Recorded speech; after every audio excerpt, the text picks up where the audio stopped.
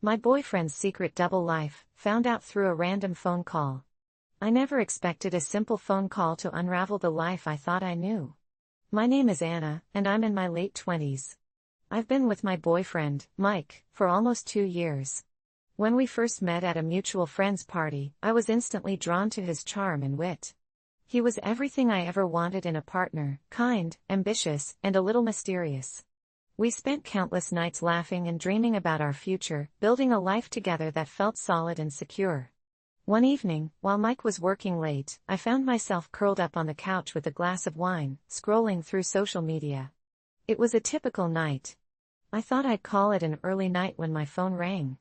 The caller ID showed an unknown number. My heart raced. I hesitated but answered. "Hello?" I said, a little unsure. "Is this Anna?" The voice on the other end was distorted, sounding panicked. Yes. Who is this?" There was a pause, and then the voice rushed, "You need to listen to me." "Is Mike there?" "He's in trouble."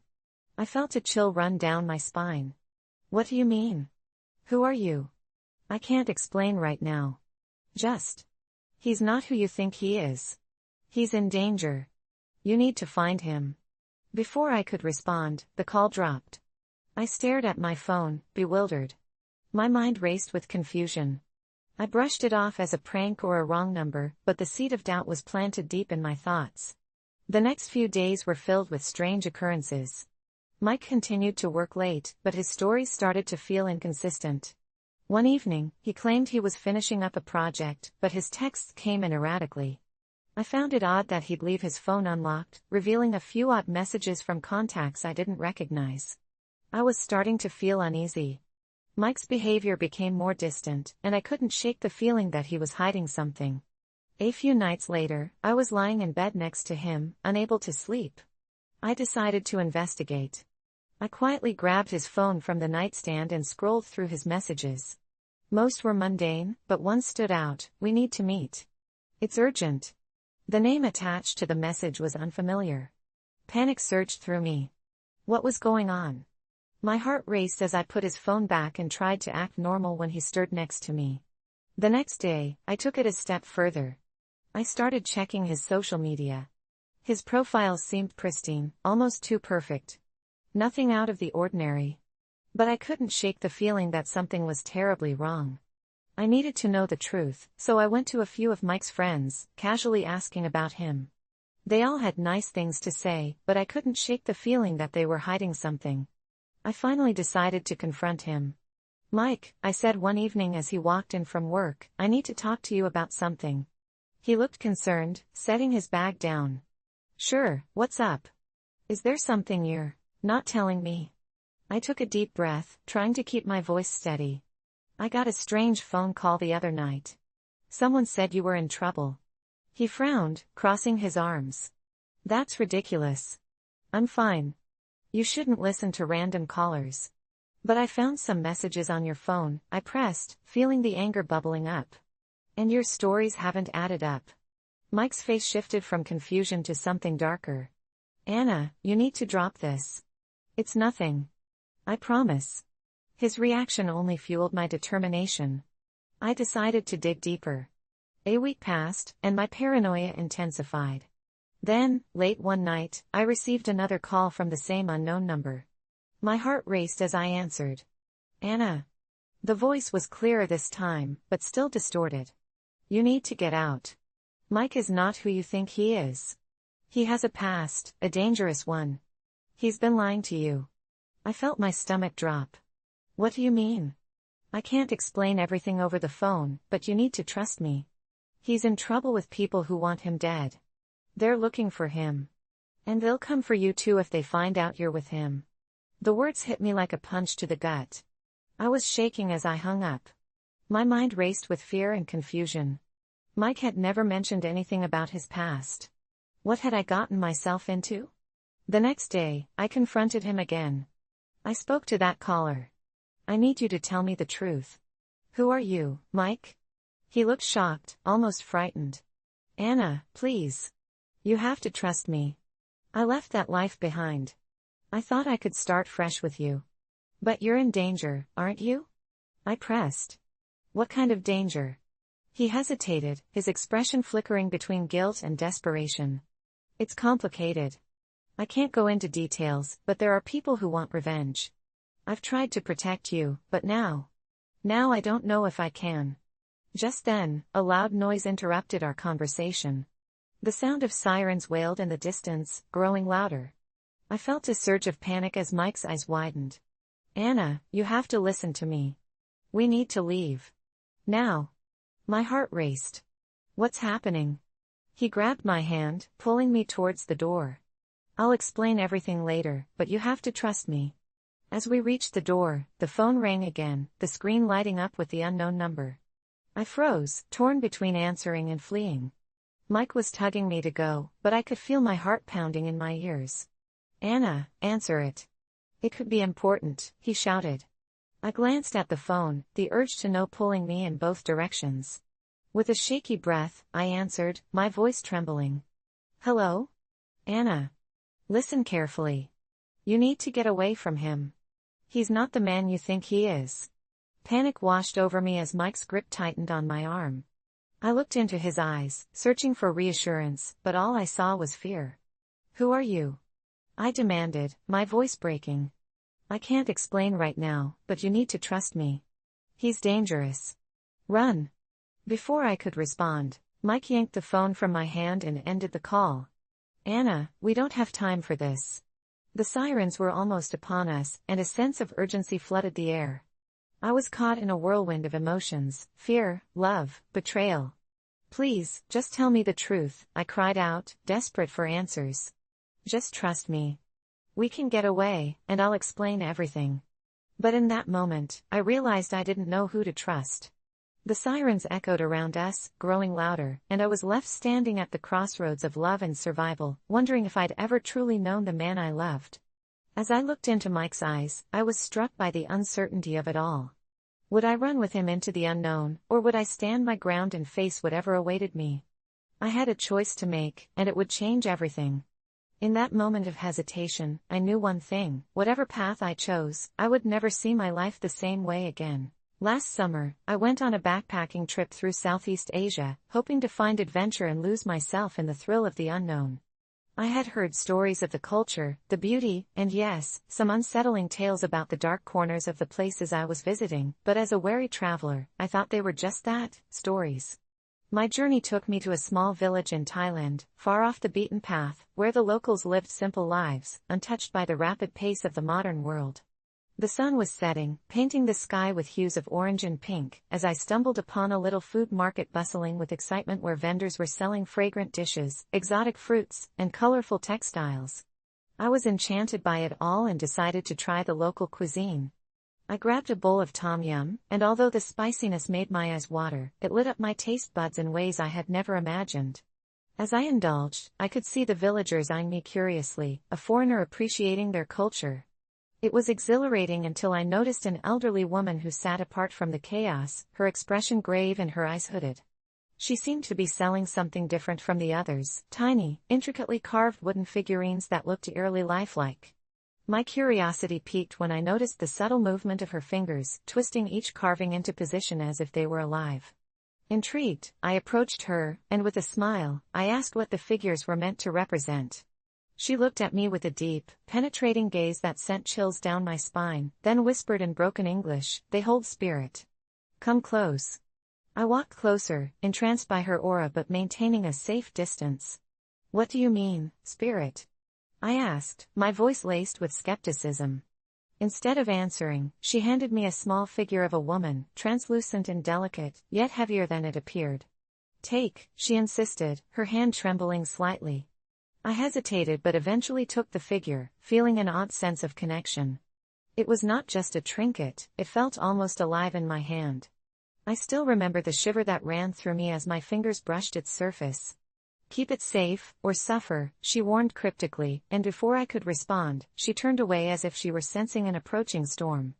I tossed the figure into my backpack and decided to leave the market, sensing something was off. That night, I went back to my hostel, still haunted by the old woman's eyes and strange words. I figured it was just local folklore, maybe a warning to keep tourists from stealing their art. However, I didn't realize how wrong I was. For the next few days, I wandered the village and did my best to fit in, visiting temples, sharing meals with locals, and taking countless pictures. But darkness crept into my experience when I began to have vivid dreams, nightmares really, about the figure. In these dreams, the woman it represented was pleading with me for help, trapped in a world of shadows. Each night, I woke in a cold sweat, my heart pounding, feeling like something was trying to connect with me, but every morning I brushed it off as a part of my overactive mind, the product of too much spicy food and unfamiliar beds. One evening, as I was walking through the village, I stumbled upon a gathering in the central square. A massive fire was blazing, and the air was thick with incense. The villagers were chanting in unison, their rhythmic calls creating an atmosphere sharp with tension. I felt drawn to it, the dark energy pulling me closer until I was standing amongst them without realizing it. What struck me was the presence of other tourists, all entranced and smiling, unknowing participants in a ritual that felt centuries old. Suddenly, the elderly woman from the market appeared among them, her face a mask of determination. She started to chant louder than anyone else, and an uneasy feeling spread through the crowd. The flames flickered violently, casting bizarre shapes that seemed to reach for the sky.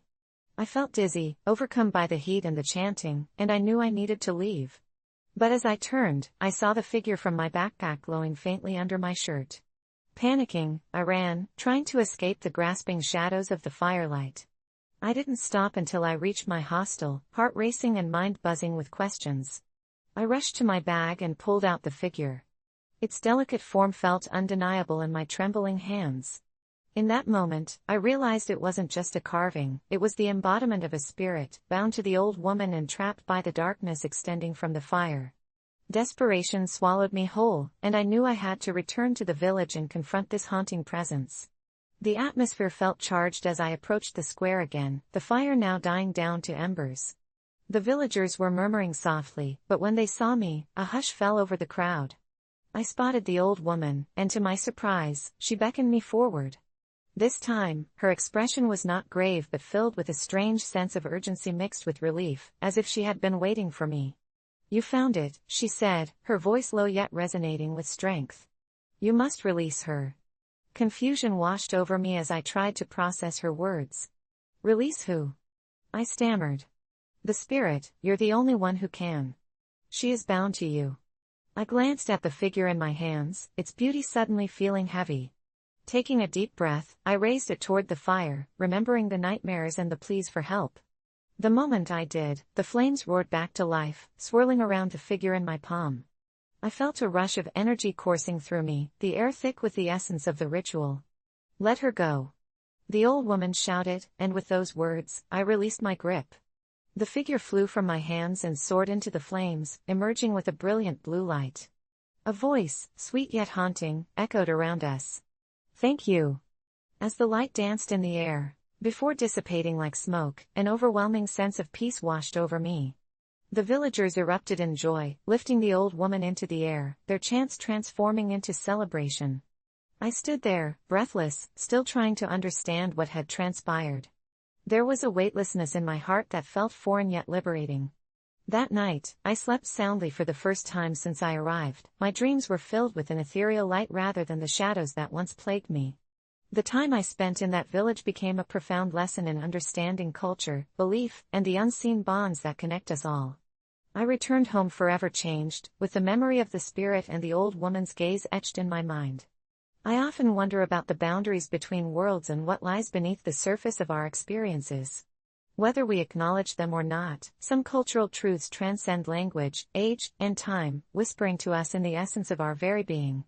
As I sit here recounting this story late at night, I can still feel a piece of that ancient energy coursing through my veins, an ever-present reminder that sometimes, when you dive into the unknown, you find parts of yourself that you never knew were missing. When I was a kid, my mom would often forget my existence, and it felt like our house was just a set of walls wearing the skin of a family, devoid of love or warmth.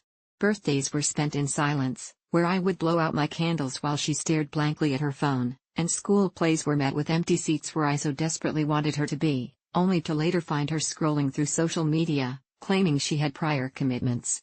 Throughout the years, my friends sensed the void and tried to fill it with their own families, for which I was infinitely grateful, but the ache of my mother's absence was stifling.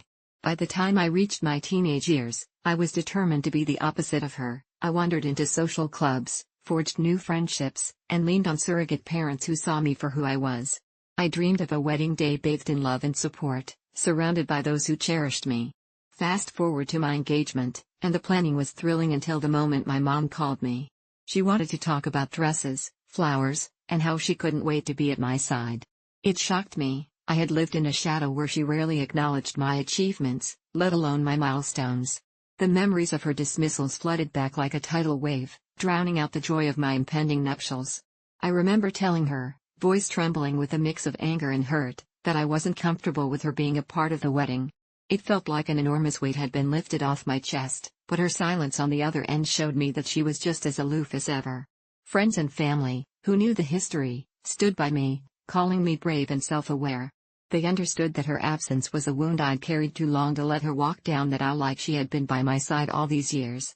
But just days before the wedding, I received a letter from my mom. The words were shaky and filled with remorse, reflecting a woman trying to recall who I was. "I may have been absent," she wrote, "but I am still your mother. Please let me be there on your special day. Maybe we can start anew?" The conflicting emotions hit me hard like a truck. Could someone who had ignored me for years really want to fix things at the last minute? The day of the wedding arrived. The venue was beautiful, draped with flowers, and everyone I loved encircled me. My heart swelled as my soon-to-be spouse took my hands. The ceremony began, and laughter and joy filled the air, everything that had been missing for so long. But then, out of the corner of my eye, my mom stepped in, her wrinkled face almost unrecognizable against the light, seemingly floating in a sheer white dress that clashed horrifically with my colors. My heart sank, and I suddenly felt trapped, surrounded by love while being suffocated by resentment. The words she once spoke melted into a long-forgotten childhood echo. She smiled wide, thinking it was all forgiven like it was a bad dream we could wake up from. Panic surged through me as guests noticed her presence, shifting their attention from the altar to the dissonance unfolding before them. It felt like a wretched scene in a horror film, where the doors are flung open, and the monster emerges, but in this case, it was my mom, reminding me of all the voids I had struggled to fill. The soft music shifted into an eerie silence, the world around me began to fade, and I was left holding the weight of my choice. I stepped forward, shaking, not knowing whether to scream or cry. With her hand reaching out to me, I felt a paralysis of feelings I didn't know existed: love, fear, hatred, and duty all roiling in my gut. It was the moment I was meant to be standing where joy thrived, but instead, I felt like a ghost of my past.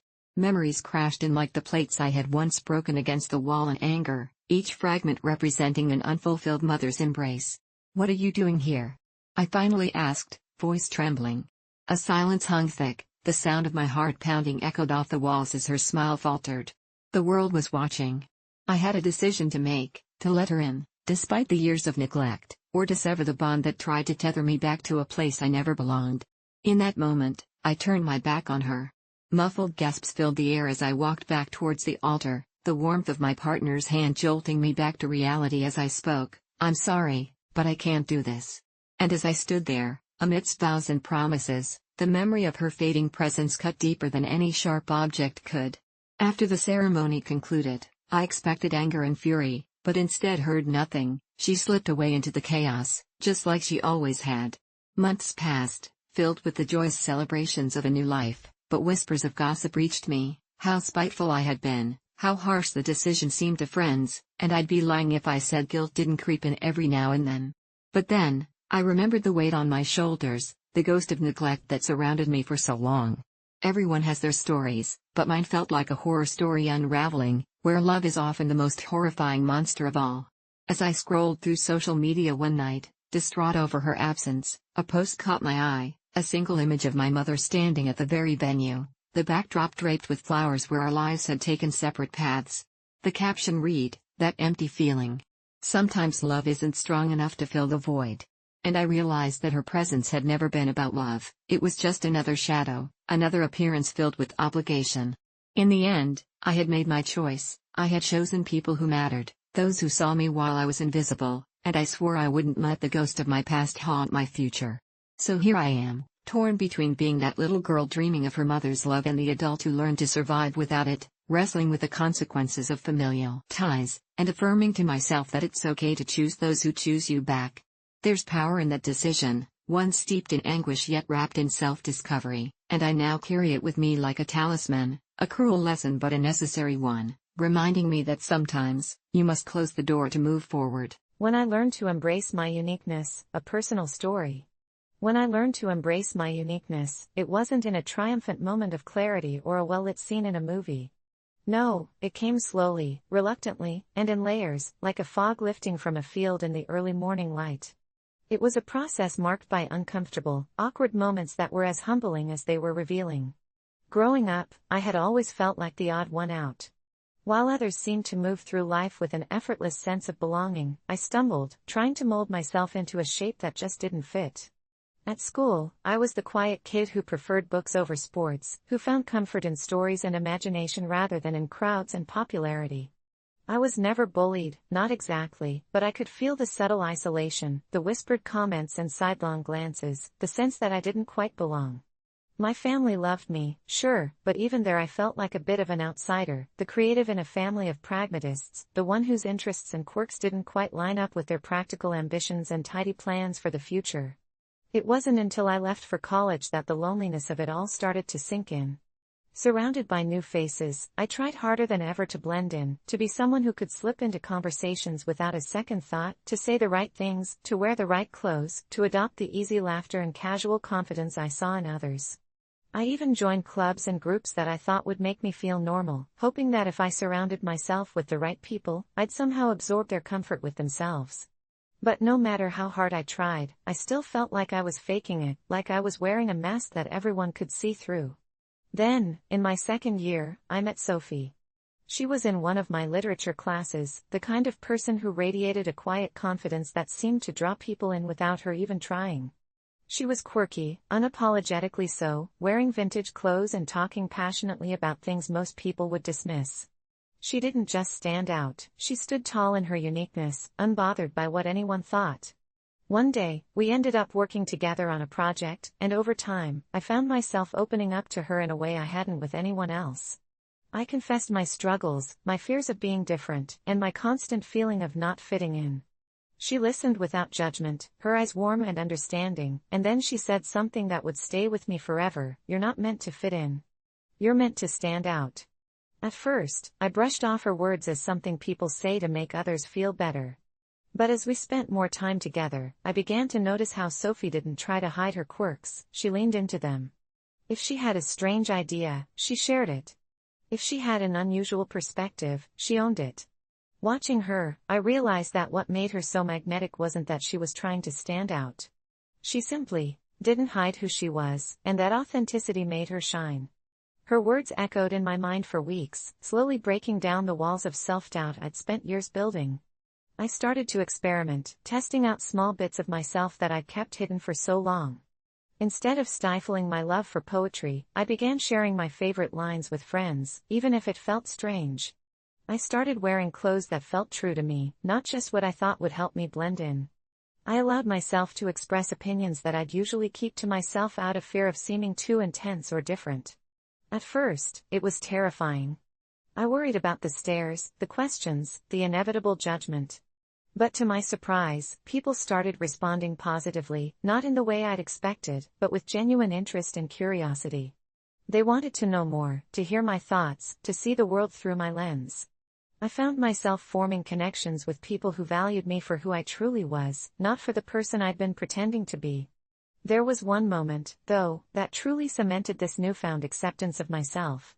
Our class was holding a small poetry reading, an informal event where students could share their own work or pieces they admired. Sophie urged me to read something I'd written, but the very idea terrified me. The thought of putting my deepest, most personal words out there for others to see felt like baring my soul. But she wouldn't let it go, and finally, I relented. My hands were shaking as I took the small stage, my voice wavering as I began to read. I'd chosen a piece I'd written late one night, a poem about feeling lost, about searching for belonging in a world that seemed determined to ignore me. As I spoke, I expected the usual polite smiles and nods, the lukewarm response of people who didn't quite understand. But as I finished and looked up, I saw faces filled with understanding, with empathy, and something even deeper, a shared vulnerability. When I sat back down, Sophie leaned over, squeezing my hand with a smile that said everything words couldn't. That night, people came up to me, sharing their own stories of feeling out of place, of hiding parts of themselves in a desperate attempt to fit in. It was then that I realized how many of us walk through life wearing masks, hiding the very things that make us unique, that make us human. Over the next few months, I embraced this realization. I stopped worrying about what others thought, stopped trying to mold myself into someone I wasn't. I found myself attracting people who valued authenticity, who were drawn to my unique perspective, my quirks, my passions. It wasn't about being liked by everyone, it was about finding those who saw me and accepted me for who I was. And with each passing day, I felt freer, lighter, more at peace with myself. Embracing my uniqueness didn't mean I became some unshakable pillar of self-confidence overnight. There were still days of doubt, moments when I'd fall back into old habits, but I'd remember Sophie's words, her unwavering belief in being true to oneself. And I'd remind myself that I was enough, that my value wasn't determined by anyone else's approval. Looking back now, I realize how much that journey shaped me, how embracing my uniqueness transformed not just how others saw me, but how I saw myself.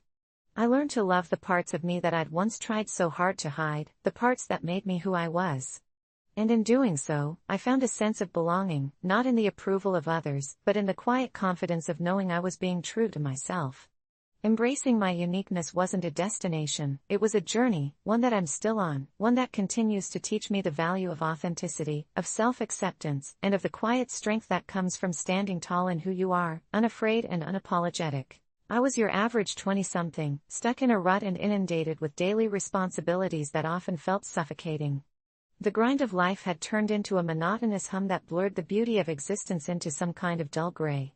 I scrolled through social media daily, endlessly consuming images of idyllic lives that seemed so foreign, all the while feeling increasingly disconnected from my own reality. It was during one of those late-night scrolls that I stumbled across an article titled "The Power of Living in the Moment." The headline resonated, and I felt a little tug inside, an urge to break free from the confines of my routine. The stories of people who had abandoned their fears to embrace the spontaneous were intoxicating. I made a decision right then and there, I would live in the moment, no matter the cost. That next morning, I woke up with an almost reckless enthusiasm. I skipped breakfast to chase the sun rising on the horizon, feeling as if I was reclaiming a part of myself that had long been dormant. I drove aimlessly, music blasting, feeling freedom flood my veins. I ended up at a beach I had forgotten existed, the salty air wrapping around me like an old friend. I spent the day simply absorbing the beauty around me, the sound of the waves crashing, the laughter of children playing, the way the sunset painted the sky in hues of orange and purple. I took pictures, not for social media, but for me. I hadn't felt so alive in years. As the last rays of light dipped below the horizon, a gnawing feeling of anxiety crept in. My phone buzzed incessantly with texts and missed calls from worried friends, but I silenced it. If I was going to live in the moment, I had to commit. That night, I decided to do something truly impulsive. I headed to a bar I'd never been to before, where the atmosphere buzzed with a contagious energy. People were laughing and dancing, and I felt drawn in. I started chatting with a stranger, a woman with fiery red hair and an infectious laugh. We clicked instantly, trading stories and laughing as if we'd known each other forever. It felt exhilarating to connect with someone so randomly. As the night grew wilder, I convinced her to join me on a midnight drive up the coast. The wind whipped through the open windows, music blaring as we roared past moonlit beaches. I was living, I thought, like I had never lived before. But abruptly, the celebration turned sinister. We pulled over on the side of a secluded road to look at the stars. It seemed harmless enough, but as we stood there under the vast expanse, I felt a cold shiver slide down my spine. Suddenly, I heard whispers coming from the woods behind us, a woman's voice calling out softly. Chills coursed through my body as I turned to the girl beside me. Her expression had soured, a mix of fear and entrancement. "Do you hear that?" she whispered, her voice barely audible against the night. I nodded hesitantly as the voice grew louder, her fascination overpowered by fear. It was a haunting melody, almost a song, calling to us. I felt compelled to investigate, and despite her protests, I found myself stepping toward the thicket. With each step, the whispers twisted into a melancholic lull, urging me to come closer. It wasn't long before I lost sight of the road, the darkness wrapping around me like a thick fog.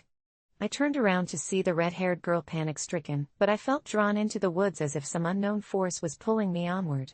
The trees swayed, their branches twisting like skeletal fingers reaching for me. As I plunged deeper into the foliage, I noticed an eerie glow radiating from a small clearing ahead.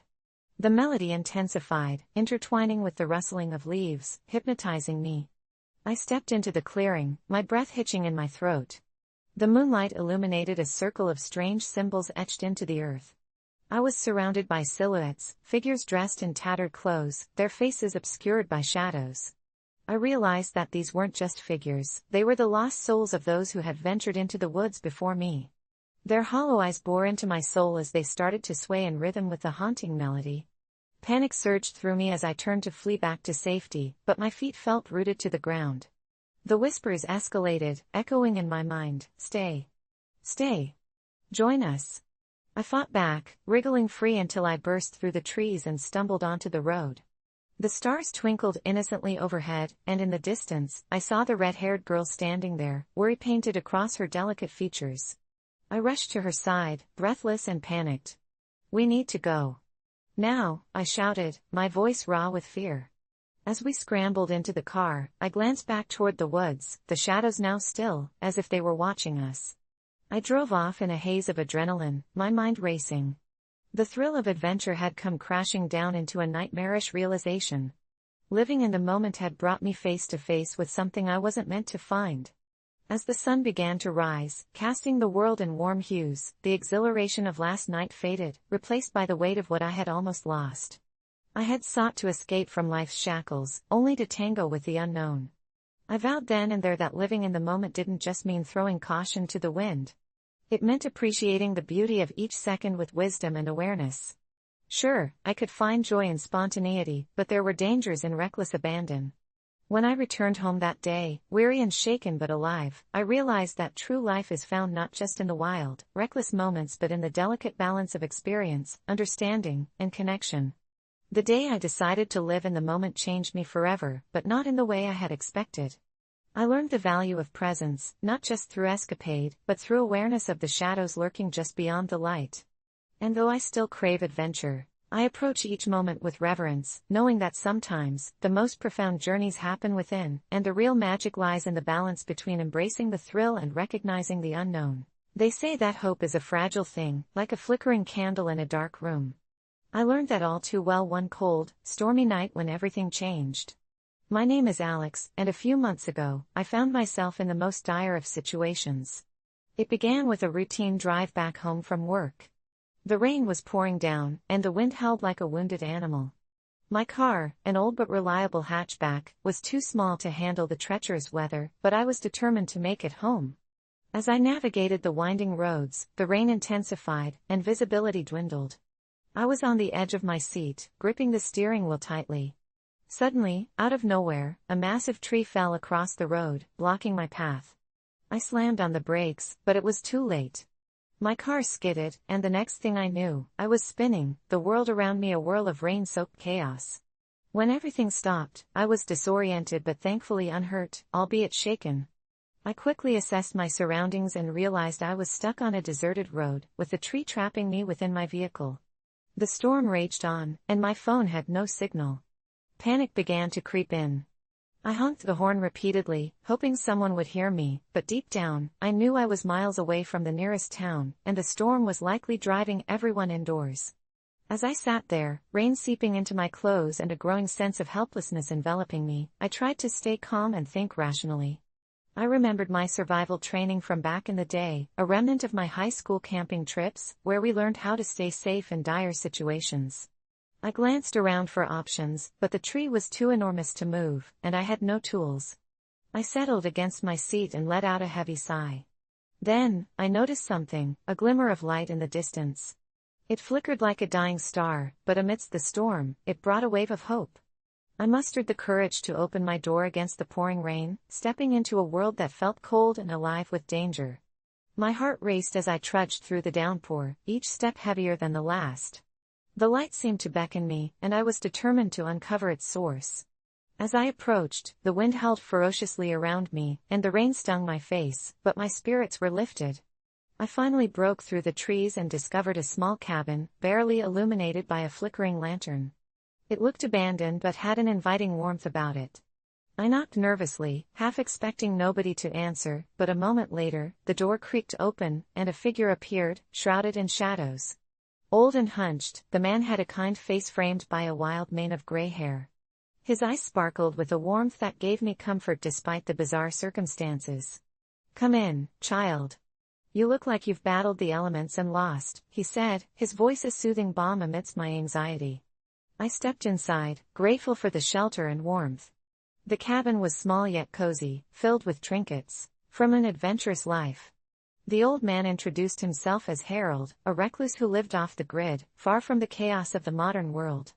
As he handed me a towel to dry off, I caught my breath. I told him my story, how I got stuck in the storm and how I had brutalized my car in the process. He listened attentively, nodding with understanding as I recounted my ordeal. "Life has a strange way of putting us in difficult situations," he mused, taking a seat by the fireplace. "But remember, it's in those depths that we often find ourselves." I appreciated his words, but there was something else I noticed too, a flicker of sadness in his eyes. After exchanging stories, Harold got up and started making a pot of tea. I hadn't realized how thirsty I was until the smell of the warm liquid filled the room. "Tell me," he said, stirring the pot, "what do you find hope in?" It caught me off guard. I had never really thought about it that way before. Sure, I found hope in small, fleeting things, a cup of coffee, a good book, the laughter of friends, but the way he asked made me reflect deeper. I considered telling him about my dreams of traveling the world, of seeing faraway lands and meeting new people, but then something pulled at my heart. "Honestly, I think I've lost sight of what hope feels like," I admitted. "Life has felt like a series of challenges lately, work stress, broken relationships, and now this storm. I feel like I'm just surviving, not really living." A shadow crossed Harold's face, but he quickly replaced it with that warm smile. "Hope, my dear Alex, is often hidden beneath the rubble of our experiences. It's there, waiting to be discovered. Sometimes we just need to be reminded." I frowned, searching his face for understanding. "What do you mean?" He set down the tea and turned to me, his eyes serious. "In my life, I've witnessed the beauty of hope's resilience. I lost many things, people I loved, dreams I cherished, yet hope always found a way to poke through the cracks of despair. On the scariest days, it was the tiniest things, a moment of laughter, a shared silence, that pulled me back from the edge." I listened intently, absorbing every word. I realized how deeply I desired to reconnect with that feeling of hope. Harold continued, his voice almost hypnotic, "You see, the light you saw earlier was hope, guiding you here. You arrived not by mere chance, but because you needed a reminder." As the storm raged outside, and we sipped tea over conversations, it felt as though a veil was lifted. I began to share my dreams, frustrations, and the moments that once brought me joy. The room transformed into a sanctuary filled with laughter, stories, and reminders of the beauty inherent in life, even in its most challenging moments. Time slipped away unnoticed, and I was so engrossed in our dialogue that I lost track of the storm. Then, as abruptly as it started, the rain subsided, and the howling wind faded into a gentle whisper. I peered out the window, amazed to see the moonlight breaking through the clouds, illuminating the landscape in a silvery glow. "I think the storm has passed," I said, surprised at how good it felt to say. Harold smiled. "Sometimes we need to weather the storm to appreciate the calm that follows." As I prepared to leave, I felt a wave of gratitude wash over me. I had gone from feeling trapped and defeated to finding solace in the companionship of a kind stranger. Harold walked me to the door, and before I stepped outside, he placed a hand on my shoulder. "Remember this moment, Alex. Carry it with you, let it guide you back to hope whenever you need it." I nodded, feeling the weight lift off my shoulders. I drove home that night with a renewed perspective, passing through patches of wet asphalt reflecting the stars. The fear and panic that had engulfed me earlier were replaced by warmth and light, more profound than I had allowed myself to feel in months. I had found hope not just in survival, but in connection, in vulnerability. So, if you're out there feeling lost, troubled by life's storms, remember there's a flickering light waiting to guide you back. Sometimes we have to take a step into the unknown to rediscover not just ourselves but the hope that has been silently waiting to guide our way. And if you ever find yourself at a dead end, stranded by circumstances, don't lose heart. Sometimes that's where the very best stories begin. I overheard a life-changing secret at a party. It was supposed to be an ordinary night, just a friend's housewarming party in a neighborhood that was a little too upscale, with the kind of crowd that looked more at home in a magazine spread than in real life. I'd almost skipped it altogether, exhausted from a long week, but something about the invitation had intrigued me. Maybe it was the vague promise of unforgettable surprises, or maybe it was just that itch to escape my usual routine. So, there I was, mingling awkwardly, sipping my drink as I wandered from group to group, feeling like an outsider among people who seemed to have it all figured out. I didn't know many people there, but everyone seemed connected, as though there was some invisible thread binding them together in a way I didn't quite understand. That's when I noticed a small room off to the side, dimly lit, with the door cracked open just enough to catch a glimpse inside. Curiosity got the better of me, and I drifted toward it, peeking inside. There was a man and a woman standing close, their voices low, urgent. I couldn't help but eavesdrop, my hand frozen on the door frame as their conversation unfolded, and in that moment, I felt like I'd stumbled into something I was never meant to hear. The man, whom I recognized as one of the hosts, was whispering frantically about something that sounded like a mistake from years ago, a mistake that he said he could never make right. He kept saying that he couldn't let anyone find out, that if this secret got out, his life would be over. The woman was trying to calm him down, but her own voice trembled with fear, as though she knew the weight of what they were discussing. I didn't understand everything they were saying, but then he mentioned something about a family member, a child who wasn't his, a lie that had somehow spiraled out of control. My mind raced, piecing together bits of their conversation, and suddenly I realized they were talking about something so big, so deeply personal, that it had the power to unravel lives, destroy relationships, tear families apart. The man's voice cracked as he confessed that he'd kept this secret for nearly 20 years, that he'd never planned on revealing it, but recent events had brought it all back to the surface, and he didn't know what to do. I felt a pang of dread in my stomach, the kind of unease that you can't quite explain, that tells you something is terribly wrong. I should have walked away then, pretended I hadn't heard anything, gone back to the party and left these strangers to their twisted mess. But I couldn't move, frozen by the gravity of what I'd just overheard. I didn't know these people, didn't know their story, but suddenly I felt as though I was tangled in their web, as though I had become part of this secret, whether I wanted to be or not. After a few more moments of whispered desperation, they left the room, both of them looking pale and haunted, and I quickly ducked away, pretending to examine a painting on the wall as they passed by. The rest of the night was a blur, the drinks tasted bitter, the laughter around me felt hollow, and I couldn't shake the feeling that I'd just crossed a line, stepped into a world that was darker than I could have imagined. When I got home that night, I couldn't sleep. My mind kept replaying their conversation, the sheer weight of their words pressing down on me. I didn't know what to do with this knowledge, didn't know if I could just forget what I'd heard. Days turned into weeks, and I tried to push it all to the back of my mind, but every time I saw a family laughing together, every time I heard someone talk about trust, or loyalty, or betrayal, the memory would resurface, gnawing at me, haunting me. I started to feel like I was carrying their secret, like it had somehow bled into my own life, staining everything it touched. One day, out of sheer desperation, I decided to confront the host, to tell him what I'd heard and demand an explanation. I didn't know what I'd say or what I hoped to achieve, but I couldn't keep carrying this alone. I tracked him down, cornered him in a quiet cafe, and as soon as he saw me, he knew why I was there. He didn't try to deny it or make excuses, instead, he just looked at me with a kind of resigned acceptance, as though he'd been expecting this day to come. He told me everything, filling in the gaps of what I'd overheard that night. The child he'd spoken of was his son, but not biologically. He'd raised the boy as his own, never revealing the truth to anyone, not even to his wife. The real father had been his best friend, who died in a tragic accident, and he'd made a promise to protect the secret, to keep the child safe, no matter the cost. But now the boy, a young man in his 20s, was asking questions, digging into his past, and the host was terrified that the truth would come out, that his carefully constructed life would collapse around him. He looked at me with pleading eyes, asking me if I could understand why he'd done it, why he'd lied to everyone, why he'd built his life on a foundation of secrets. I didn't know how to respond, didn't know if I could ever truly understand. But I realized then that this secret, this burden, was something he'd carried alone for so long, something that had haunted him in ways I couldn't fully grasp. I walked away from that meeting feeling both heavier and lighter, as though I'd taken a piece of his burden with me, yet somehow freed myself from its grip.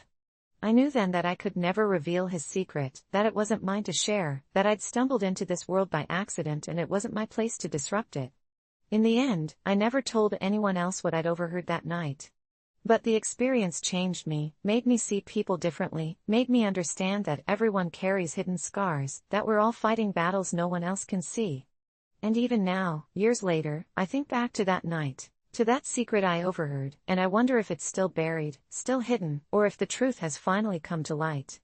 Either way, I know that it's not my story to tell, it's a ghost that will haunt me forever, a reminder of the darkness that can lurk beneath the surface, waiting to be discovered. A confession from my childhood that still haunts me. A confession from my childhood that still haunts me. I've never told anyone this before, but I feel like it's been eating me alive for years, like something dark and poisonous that I can't keep inside any longer. It all started one summer when I was around 12, back when my parents used to send me to stay with my aunt in this tiny, almost forgotten town a few hours from the city. My aunt's house was an old colonial on the edge of a dense forest, and though it was beautiful, there was something unsettling about it. As a kid, I didn't really understand what bad vibes meant, but that house had them. There was a coldness in some of the rooms, especially the basement. My cousin David was a few years older than me, and though we'd never been particularly close, that summer he was suddenly my only companion. David was strange, though. He would stare at things too long, didn't laugh at any of my jokes, and had a way of drifting into silence mid-conversation, like he was listening to something I couldn't hear.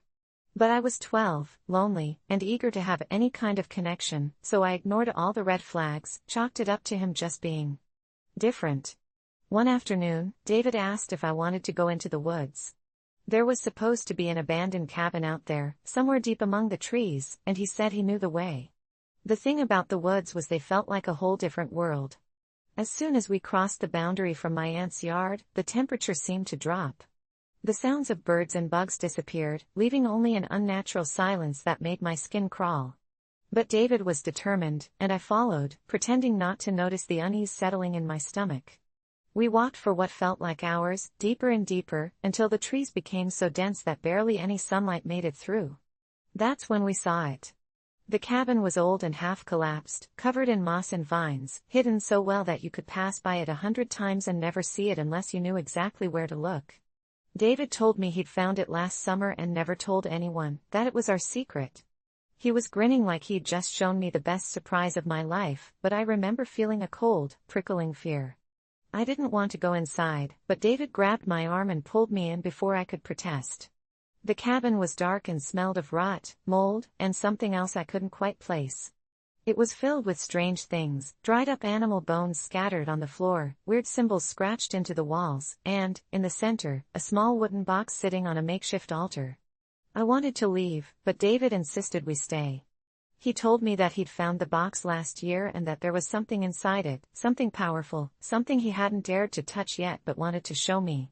He had this wild look in his eyes, something intense and almost feverish that scared me more than anything else. Then he opened the box. Inside was a tiny, shriveled hand, no bigger than a baby's, curled into a claw-like shape and covered in some kind of dark, dried liquid.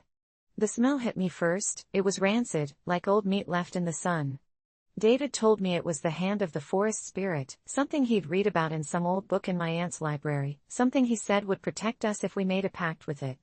I wanted to run, but David grabbed my hand and told me to swear on the hand, to promise I'd keep the secret, that I'd never tell anyone about the cabin or the hand or what we were about to do. He said if we didn't swear, the spirit would get angry, and we'd be cursed. At that age, curses felt as real as anything else, so I nodded, whispered the words he told me to say, and let him press my hand onto the shriveled, leathery surface of that thing. It felt wrong, cold and hard, and it left this weird sticky residue on my skin. We left the cabin after that, and for the rest of the summer, David barely spoke to me, acted like nothing happened. I tried to forget it too, but the memory clung to me, lurking in the back of my mind, making it hard to sleep. I remember my mom asking why I'd become so quiet and withdrawn, but how could I explain? When I got back home after summer ended, things started happening. At first, it was small stuff. I'd hear my name whispered when no one was there, see shadows moving out of the corner of my eye. I thought it was just my imagination, that I was being silly, letting my mind play tricks on me. But then the dreams started. In every one, I was back in the cabin, standing before that tiny shriveled hand, only now it was alive, twitching, reaching out for me, whispering my name in this horrible, raspy voice. It got so bad I was afraid to sleep, started seeing the hand in every shadow, hearing it call to me even when I was wide awake. Then, one night, I woke up to find a small, red handprint on my arm, like someone had pressed their fingers into my skin while I slept. I ran to my parents, hysterical, showed them the mark, but they just brushed it off as a bruise or something I'd done to myself in my sleep. No one believed me, and eventually, I stopped telling anyone, kept it all inside. Years went by, and I tried to convince myself it was just a nightmare, that none of it was real. But then last week, I got a call from my aunt. David had gone missing. She said he'd been acting strange, withdrawn, obsessed with something he refused to talk about. He'd been going into the woods every night, and then one night, he just didn't come back. They searched everywhere, but he was gone, vanished without a trace. That night, the dreams returned, only now, they were worse. I saw David in the cabin, standing before that altar, whispering to the hand, begging it for something.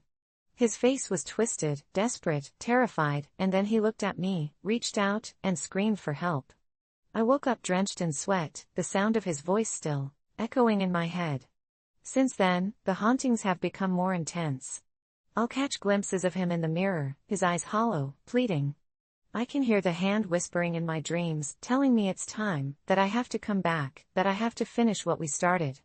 I don't know what it wants from me, but I can feel it growing stronger, like it's getting closer every day. I'm terrified to go back to that town, to face whatever waits for me in the woods, but I know it's only a matter of time. Every night, I wake up with that same red handprint on my arm, fresh and raw, like a warning. I can feel it pulling me, calling me back to the cabin, to the hand, to the pact I made all those years ago. And the worst part is, deep down, I know I have to go back. Because if I don't, it's only a matter of time before it comes for me, before it drags me into the woods, just like it did with David. This is my confession, my curse, my childhood sin that still haunts me. I don't know what's waiting for me out there, but I can feel it watching, waiting for the day I finally come back to finish what I started, when a simple favor turned into a complicated mess. I never expected something so simple to spiral so out of control, but looking back, I should have known better. It all started when my friend Amy asked me for a small favor. She was in a tough spot, her car had broken down, and she needed a ride to an important meeting. Now, I knew she was always reliable, someone who had always helped me out when I needed it, so of course, I said yes. It was just a ride, after all. How could it turn into anything complicated? That was my first mistake, underestimating how much could go wrong when you step into someone else's world without fully understanding what's at stake. I agreed without thinking, picked her up at her place, and we were on our way. The drive was uneventful at first, just the usual chatter about life, work, the things we always talked about when we got together. But as we neared the destination, something felt off. Amy was being quieter than usual, glancing out the window, tapping her fingers nervously on the armrest. It was subtle, but I noticed it. "Are you okay?"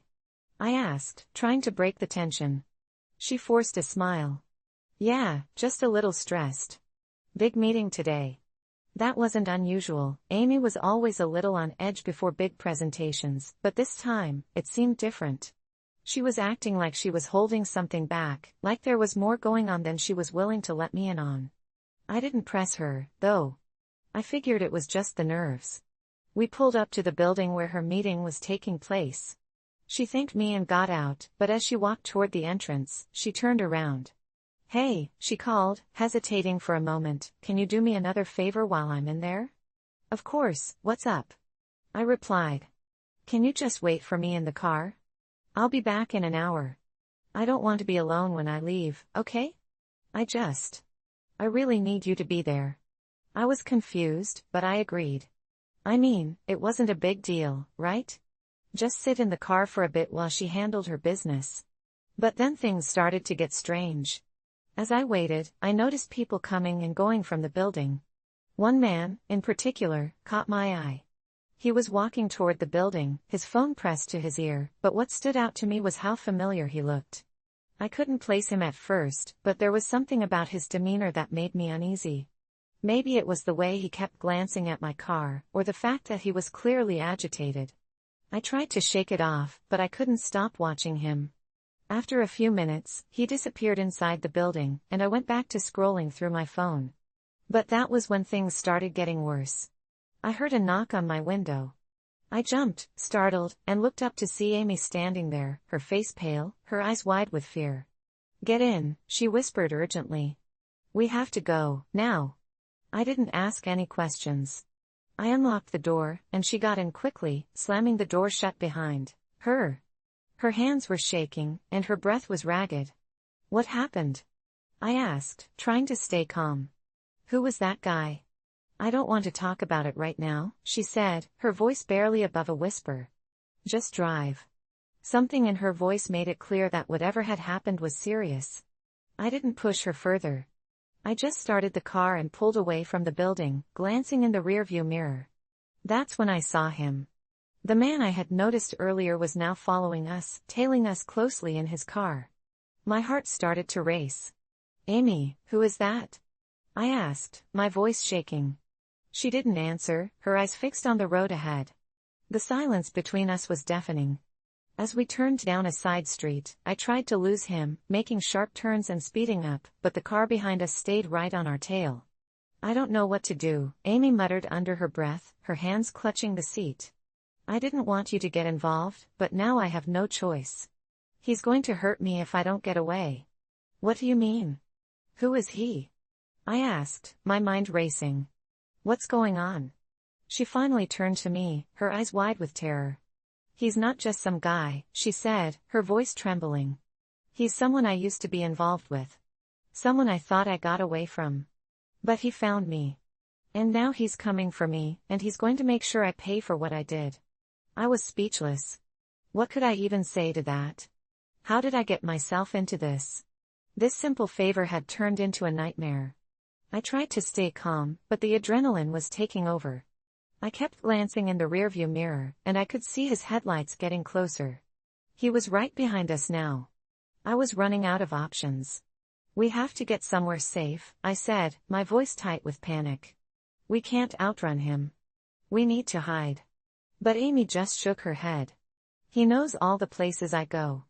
He'll find us no matter what we do. The only way out of this is to confront him." I couldn't believe what I was hearing. Confront him? What was I supposed to do, fight a man who clearly wasn't afraid of anything? I didn't know what to do, but I couldn't just leave her. I couldn't abandon her in this mess. So I did what any decent person would do in that moment. I kept driving. We wound our way through the back streets, trying to lose him, but he was relentless. Finally, after what felt like hours, I spotted a police station up ahead. I pulled in quickly, hoping to get some kind of help. But as soon as I stopped the car, Amy froze. "What's wrong?" I asked, my voice panicked. "You need to get out of here." "Don't go inside," she said, almost pleading. "Why? What's going on?" I demanded. "Because they're not going to help you," she said, her eyes filling with tears. "I wasn't just trying to get away from him, I'm running from the law, too. I did something horrible. And if they find out, it's not just him I'll have to worry about. It's everyone." The words hit me like a ton of bricks. All this time, I had been trying to help her, trying to be a good friend, but I had no idea what I had walked into. This wasn't just about a guy chasing her, it was about her running from something much darker. Now, I was tangled up in a situation I didn't know how to escape. Amy wasn't who I thought she was. She wasn't just some friend asking for a favor. She was hiding something dangerous. Something that had turned my simple favor into a complicated mess.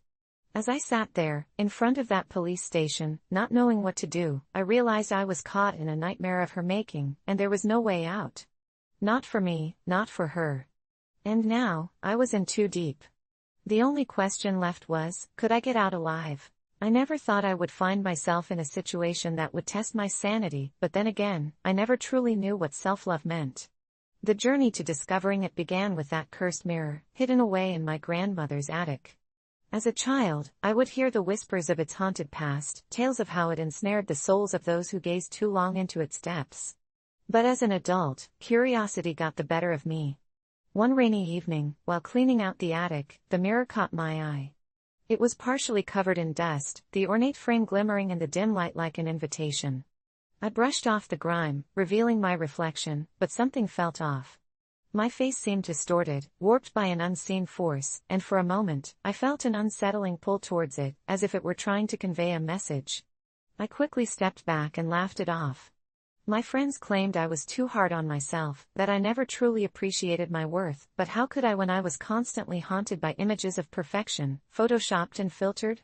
I was plagued by insecurities, gnawed by doubt, and desperately wishing for a moment where I could just feel whole. That night, I found myself obsessing over that mirror, my mind swirling with intrigue and fear.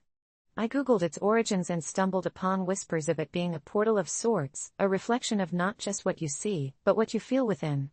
I laughed nervously. Surely, it couldn't be anything more than old wives' tales.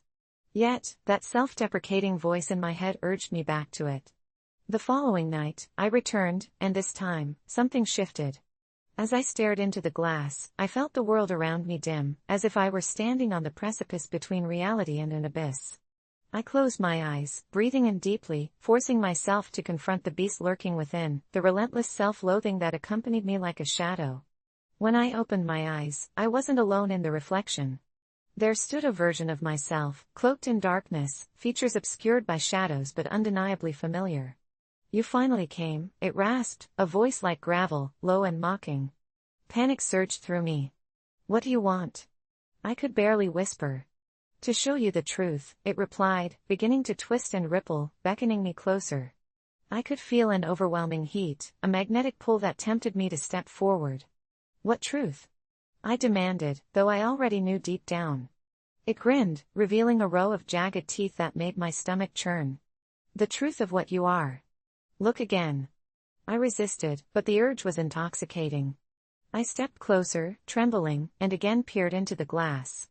What I now saw horrified me, not just my reflection, but the cacophony of memories that played around me, moments of defeat, abuse, rejection, and the echoing laughter of peers at my expense. I clutched my head, trying to block it out, but the mirror showed no mercy. Each moment sapped me of hope, and with every passing second, I felt the darkness wrapping around me tighter, constricting me. "You're unlovable," it hissed. "You'll never change. They think you're a joke." Tears streamed down my face as I fought against the tide, begging for recognition of the battle I had fought for so long. But it was relentless, feeding off my insecurities, morphing the images into twisted versions of reality. I could practically hear the laughter, feel the pangs of hatred deepen within me. Just when I thought I'd drown in despair, something deep inside me flickered, a spark of defiance. "No," I shouted. "I won't let you control me anymore." Echoes of disbelief reverberated through the air. The dark figure faltered, taken aback by the ferocity of my own words. "What?" it stammered. "You think you're worth loving? You're nothing." I could feel the warmth of my heart pulse against the walls of insecurity, beating steadily as I remembered the fleeting moments of joy, small triumphs, and the rare instances where I had felt a glimmer of pride. "You're wrong," I cried, as memories of loved ones flooded my mind. I thought of my family, the few genuine friends I had, and all the times I had shown kindness to others, even in my darkest moments. "I am worth it. I choose to love myself." The reflection flickered, chaos erupting in the mirror as if the very fabric of creation was unraveling. The figure screeched, its voice turning desperate. "You can't escape. I am you." "No." I screamed, "You're my past. You're not who I am anymore." With that declaration, the mirror shattered, shards exploding outward like fireworks into the night. I fell backward, the silence hymn-like and haunting. When I regained my senses, I was lying on the attic floor, fragments of glass around me, glinting in the soft light like stars fallen from the sky. The darkness had lifted, leaving a weightlessness in my chest that I'd never known before. I understood that self-love wasn't an endpoint, nor was it a single act. It was a continuous decision, a journey threaded with acceptance and compassion. I no longer needed to adhere to the harsh standards I had imposed on myself. The road ahead was not without its challenges, but I felt prepared to embrace whatever lay ahead, with unwavering resolve. Now, every time I catch my reflection, instead of flinching, I smile. Because I learned that the most vibrant light shines from within, and visibility isn't always about perfection, it's about authentic existence, the beauty of one's own spirit finally allowed to breathe. So yes, I learned the importance of self-love, but it took staring into a mirror that wielded more power than I ever knew, a dark truth that transformed into a beacon of light. Please, don't let yourself be ensnared by your own doubts. Instead, learn to embrace the truth of your worth, even the shadows that linger. Take it from me, someone who emerged from darkness, it's worth every fight. The text that changed everything, a surprising confession. The text that changed everything, a surprising confession. I remember it like it was yesterday. It was late, close to midnight, and I was scrolling through my phone, half asleep, mindlessly flipping between social media apps when a text notification lit up my screen. It was from an unknown number, which immediately jolted me awake, because who sends a message at that hour without expecting a real conversation? I hesitated for a moment before clicking it open, thinking maybe it was spam or a wrong number. But the first line caught my eye. I have something I need to tell you. You're the only person I can trust. I reread the words, trying to place the voice behind the text, as if I'd recognize someone's typing style alone. My initial instinct was to ignore it, to chalk it up to some elaborate prank, but something about the tone felt genuine, almost desperate. Against my better judgment, I replied, asking, "Who is this?" Almost immediately, a response popped up. "I can't tell you who I am just yet, but I swear I'm someone you know, someone close." I stared at the screen, a chill creeping up my spine, wondering who would message me like this and why. My mind raced, thinking of friends, family, even distant acquaintances who might need to confess something, but no one fit the bill. The stranger sent another message before I could type a response. "I need you to promise not to tell anyone about this conversation. I need to get this off my chest, and you're the only one who'll understand." Curiosity gripped me, and against all logic, I typed back, "I promise." What's going on? The messages came in faster now, as if they'd been waiting for that green light. I've done something. Something bad. I never thought it would go this far, and I can't sleep at night anymore. I see it, hear it, replay it in my mind, and I don't know how to escape. My heart was pounding now, a mix of fear and intrigue, wondering what kind of thing this person could have done that would haunt them so intensely. Part of me wanted to stop, to ignore them and delete the messages, but another part felt drawn in, like I had to know the rest of the story. What happened? I replied, trying to keep my tone neutral, hoping that they would keep talking, hoping I could somehow uncover their identity. The stranger continued, detailing a night that had gone horribly wrong. They described sneaking out to meet someone, sneaking back in and hearing a noise, a terrible sound that would become the soundtrack of their nightmares. They said they didn't mean to hurt anyone, but they were at the wrong place at the wrong time, that everything went wrong in ways they never could have predicted.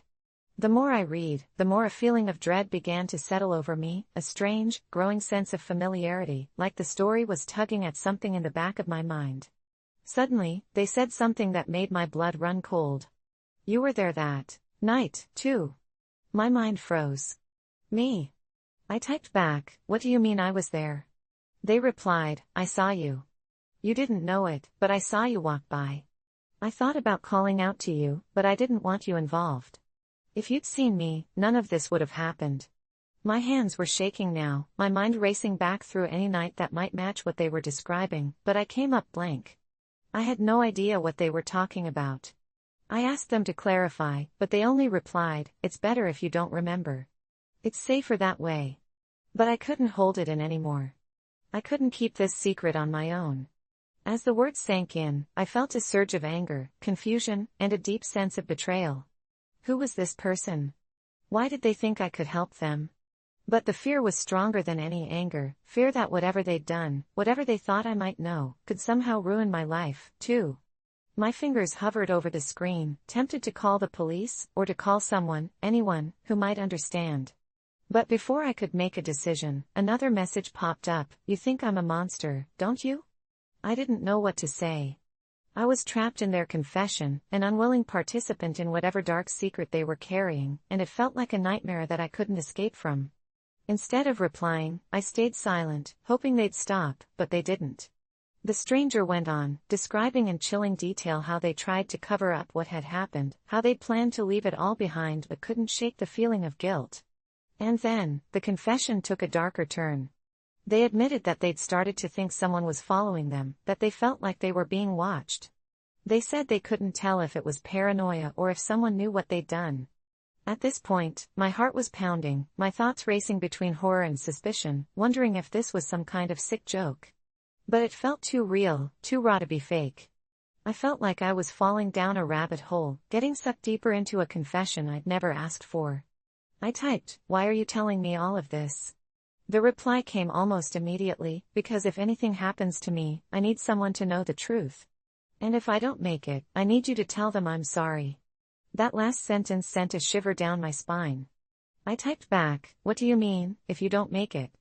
The response was cryptic, just 3 words that made my heart skip a beat: "It's too late." Then, the messages stopped. I waited, watching the screen for more, but nothing came.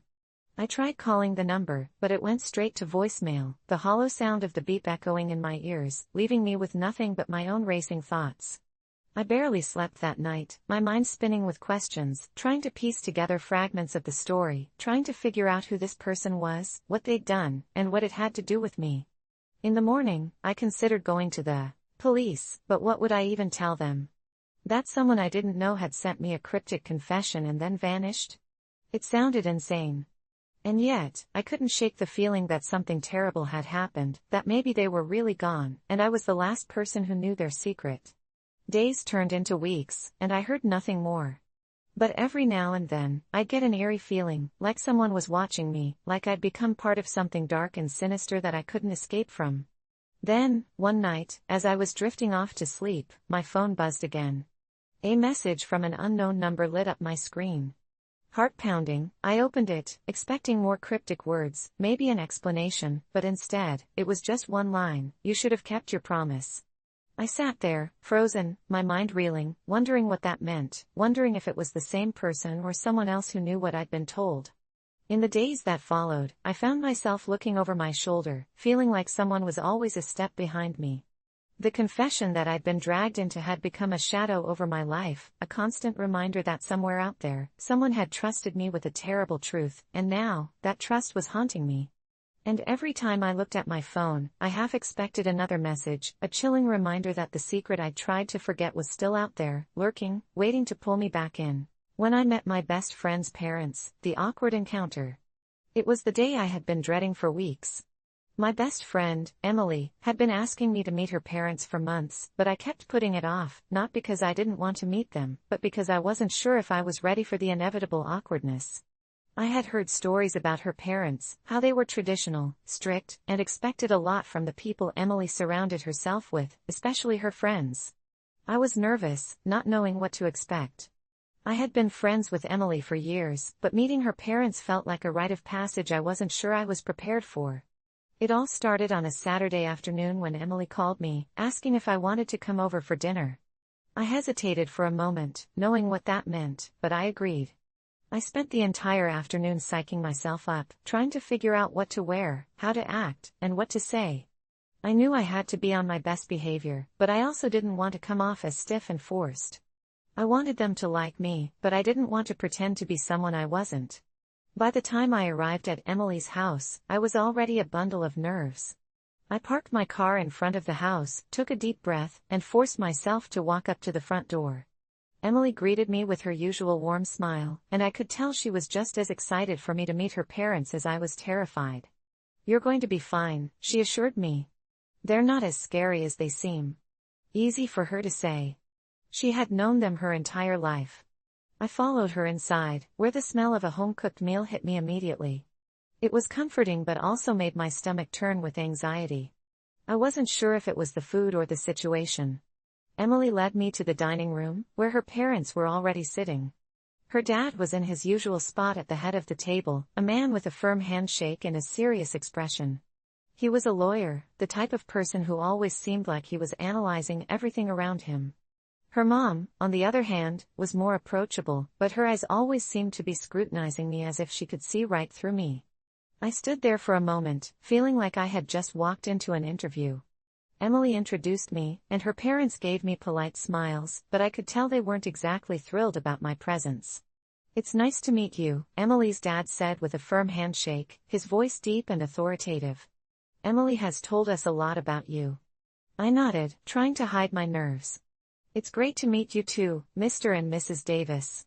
I tried to sound confident, but I was sure I sounded like a nervous wreck. "Please, call us Mark and Linda," her mom said, her smile softening a little. "We're so glad you could join us for dinner." I sat down, and the awkward silence that followed was deafening. Everyone was busy serving themselves, avoiding eye contact with me as I tried to figure out how to break the ice. I could already tell I was out of my element. I wasn't used to these kinds of formal dinners. I was more of a pizza and movie night kind of person, not one to sit at a dining table with fine china and crystal glasses. I picked up my fork, pretending to be interested in the food while my mind raced. I had no idea what to say. I wasn't even sure if I was supposed to start the conversation or if I should wait for them to speak first. I could feel Emily's gaze on me, and I knew she was probably just as uncomfortable as I was. She always told me that her parents were great, but I could tell she was worried about me fitting in. I cleared my throat and decided to try to initiate some small talk. "So, Mr. Davis, what's it like being a lawyer? That must be an interesting job." He didn't look up from his plate but replied, "It's challenging, but rewarding. Lots of paperwork. Lots of arguing." I nodded, trying to appear interested, but my mind was elsewhere. I wasn't even sure if he was being sarcastic or not. Then, Linda, Emily's mom, chimed in, "Have you been to any nice places recently, Emily? I heard you've been traveling a lot for work." Emily nodded, and the conversation turned toward her job. I tried to keep up with the conversation, but I could feel myself getting more and more nervous. My palms were sweating, and every time I tried to make eye contact with either of them, I felt like I was being judged. I took a sip of water to calm my nerves and accidentally knocked over my glass, sending it sliding across the table.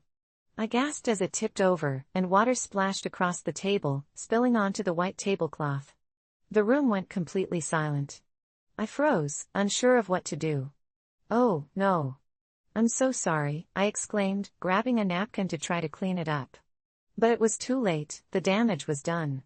Linda's eyes narrowed, and Mark simply sighed, shaking his head. "It's fine," he said, but his tone made it clear that it wasn't. I felt my face turn bright red. Emily quickly got up to help, but I could tell she was mortified, probably wishing I had just stayed home. The rest of the dinner continued, but the mood had shifted. Every time I tried to speak, my words seemed to come out wrong.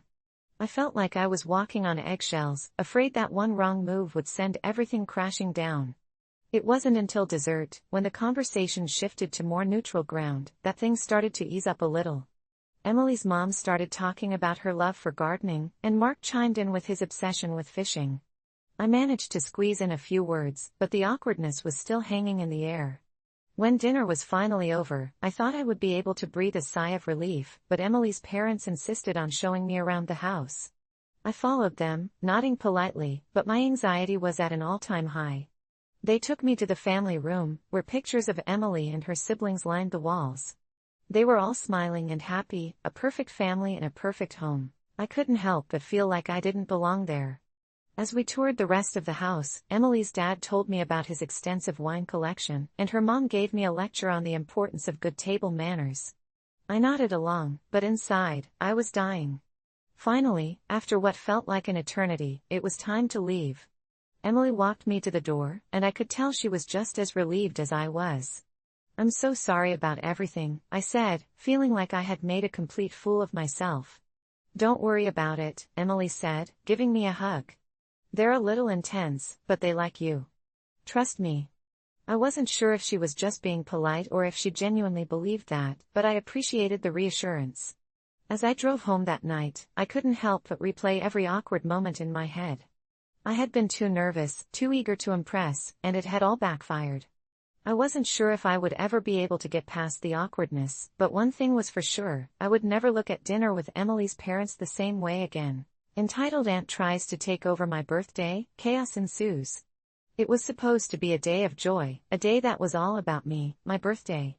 Ever since I was a kid, I had a special tradition. I would spend the day with my closest friends, indulging in cake, laughter, and all the things that made me feel loved. This year was no different. I had planned everything meticulously. The decorations were colorful, the cake was a masterpiece, and the guest list was filled with the people who mattered most to me. But then, there was Aunt Linda. My mom's sister. She had always been a bit overbearing, but this time she took it to a whole new level. Just 2 days before my birthday, I received a call from my mom. "Linda wants to come over for your birthday," she said. "Is that okay?" I felt my stomach drop. "I thought we agreed it would just be a small gathering," I replied. "Well, she insists on bringing her famous punch," my mom said, almost apologetically. "You know how she is." Of course, I did. Aunt Linda had a knack for inserting herself into every family event, but this was my birthday, and I wanted it to be just my friends and me. "Can we just keep it small?" I pleaded. "I really don't want a big family affair this year." My mom sighed. "I'll talk to her." But I knew my mom would never say no to her sister, and the moment I heard that Aunt Linda was coming, I braced myself for chaos. The day of my birthday arrived, and the decorations sparkled as my friends began to trickle in. The house was alive with laughter and chatter, and I felt a sense of happiness wash over me. But then, just as we were about to cut the cake, Aunt Linda burst through the door, carrying a massive, gaudy birthday banner that read "Happy Birthday to my favorite niece." I froze, a wave of dread washing over me. "Surprise," she exclaimed, completely ignoring my plans. My friends exchanged glances, and I could feel the atmosphere shift. "Aunt Linda, thank you, but we were just about to," I started, but she interrupted me with a laugh. "Oh, honey, don't worry. This is just a little something I whipped up. You know, make it more festive." She immediately began rearranging the decorations, moving my carefully placed balloons to make room for her ugly banner. My friends awkwardly shuffled around, unsure of what to do. I felt my excitement dwindling as Aunt Linda continued to take charge, handing out her infamous punch and encouraging everyone to drink up. "You all need to loosen up. It's a party," she shouted, and the once intimate gathering felt like a chaotic family reunion. As the punch flowed, Aunt Linda began to tell embarrassing stories about my childhood, the ones I had hoped would stay buried. "Remember the time she fell in the cake at her 5th birthday?" She laughed, and I wanted to sink into the floor. My friends exchanged knowing looks, their smiles fading as they realized that my birthday was being hijacked. I felt the heat rise to my cheeks, a mix of embarrassment and frustration bubbling inside me. "Aunt Linda, can we please focus on my birthday?" I asked, my voice strained. "I'd like to celebrate with my friends." She waved her hand dismissively. "Oh, sweetheart, they're part of the family now. Let's just enjoy the moment." The punch continued to flow, and before long, my friends were getting tipsy, caught up in Aunt Linda's wild stories and loud laughter. I watched as the vibe shifted from my birthday celebration to a chaotic family gathering. I had planned games and activities, but Aunt Linda had other ideas. "Why don't we all play a fun game I brought?" she announced, pulling out a gigantic inflatable unicorn. "Let's do a relay race." My heart sank further. A relay race. This wasn't what I wanted. My friends looked bewildered, caught off guard by the sudden change of pace. How about we just eat cake?" one of them suggested, but Aunt Linda was already in full swing, dragging everyone outside to set up the race. I felt trapped. I glanced at my mom, hoping for some support, but she just shrugged apologetically, caught in Aunt Linda's whirlwind of enthusiasm. The chaos outside was unbearable. People were yelling, laughing, and running around, and I felt completely invisible. My birthday, my special day, had turned into a chaotic circus, and I was the unwilling ringmaster. Just when I thought things couldn't get worse, Aunt Linda decided it was time for a surprise twist. "Let's have a dance-off," she shouted, and before I could protest, she turned on some loud music and began dancing like a fool. My friends hesitated, caught between wanting to join the fun and recognizing that this wasn't the celebration I had envisioned. I stood off to the side, watching the madness unfold, feeling a mix of anger and sadness. I just wanted to enjoy my day, to be with my friends without Aunt Linda's interference. As the dance-off grew more chaotic, with Aunt Linda showing off her questionable moves, I finally snapped. "Enough," I shouted, my voice cutting through the noise. Everyone turned to me, surprised. This is my birthday, and I want it to be a celebration with my friends, not a circus act.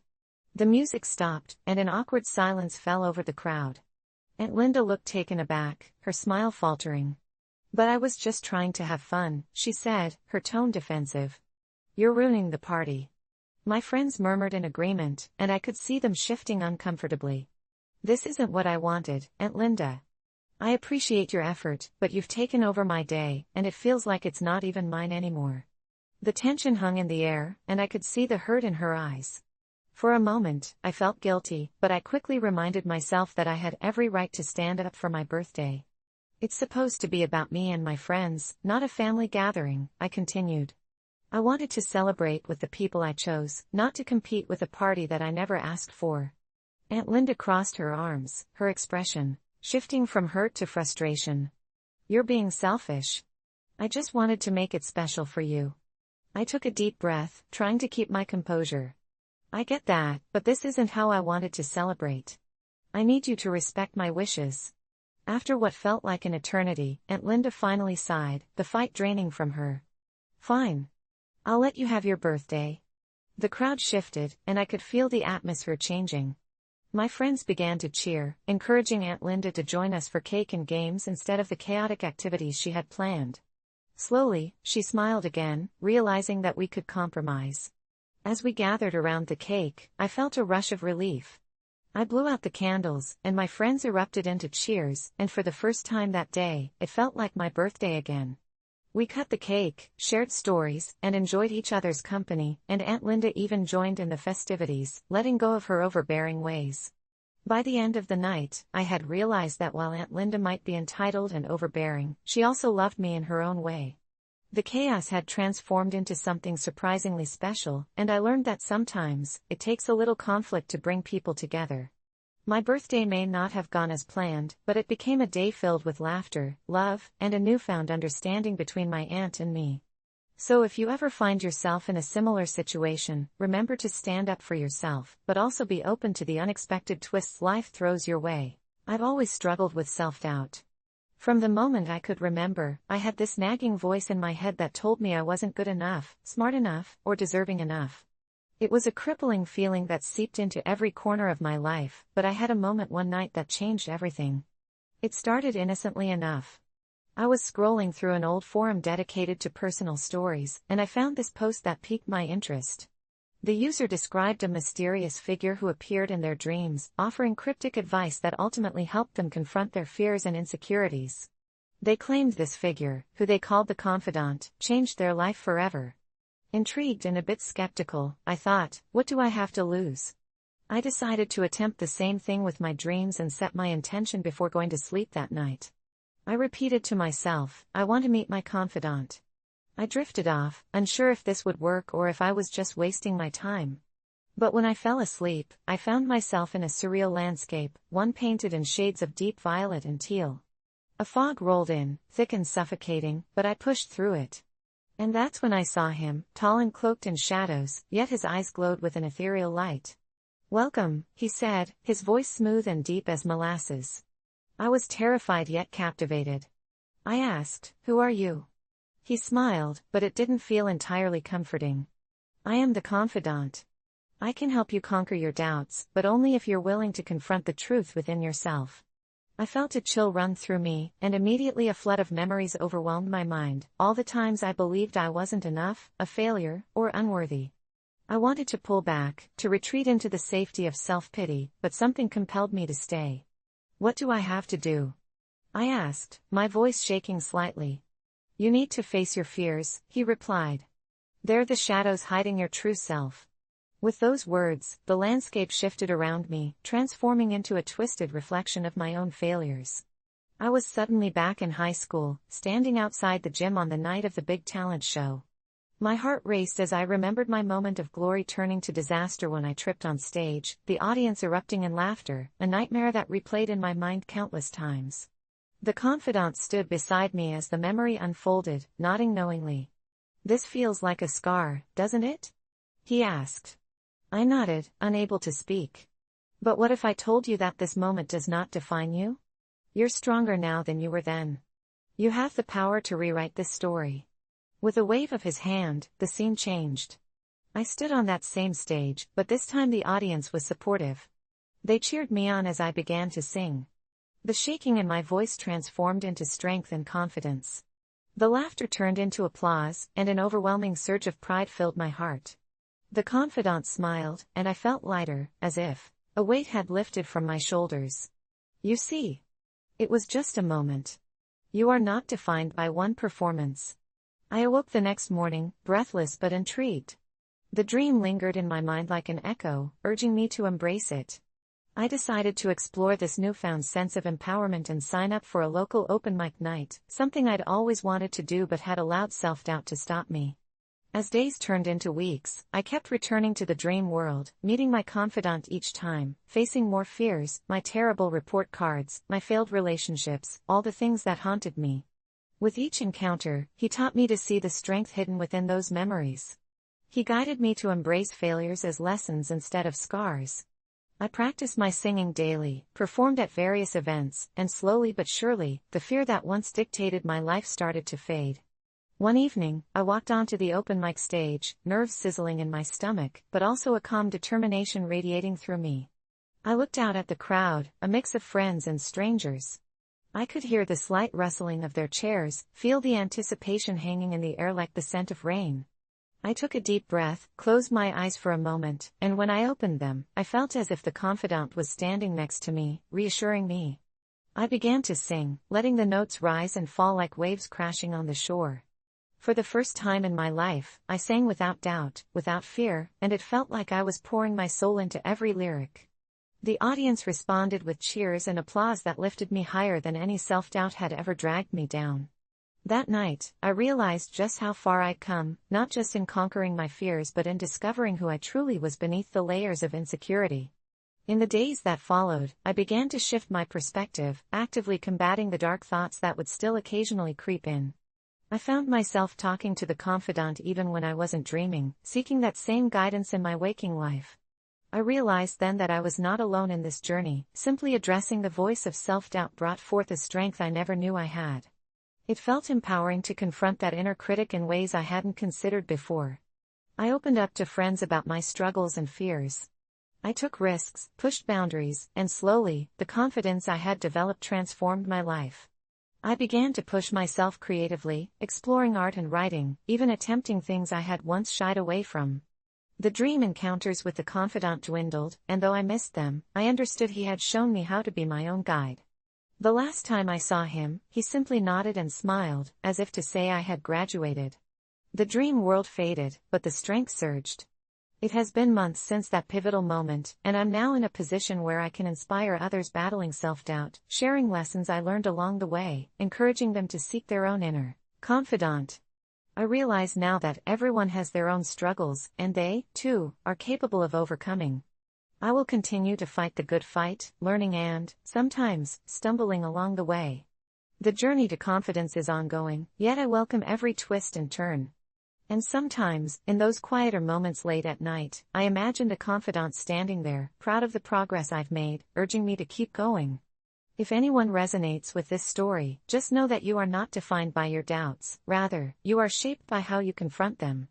You have the power to rewrite your story just as I did. I've never been one to share personal stories, especially the ones that make you cringe in retrospect, but there's something about this experience that still haunts me.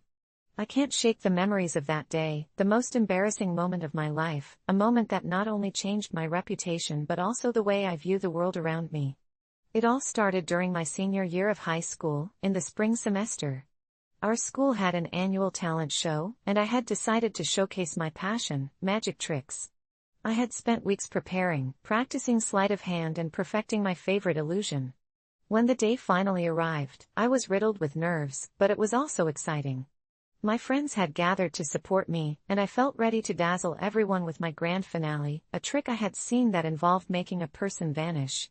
The auditorium buzzed with anticipation, filled with students and teachers alike, all eager to see what talents their peers would unveil.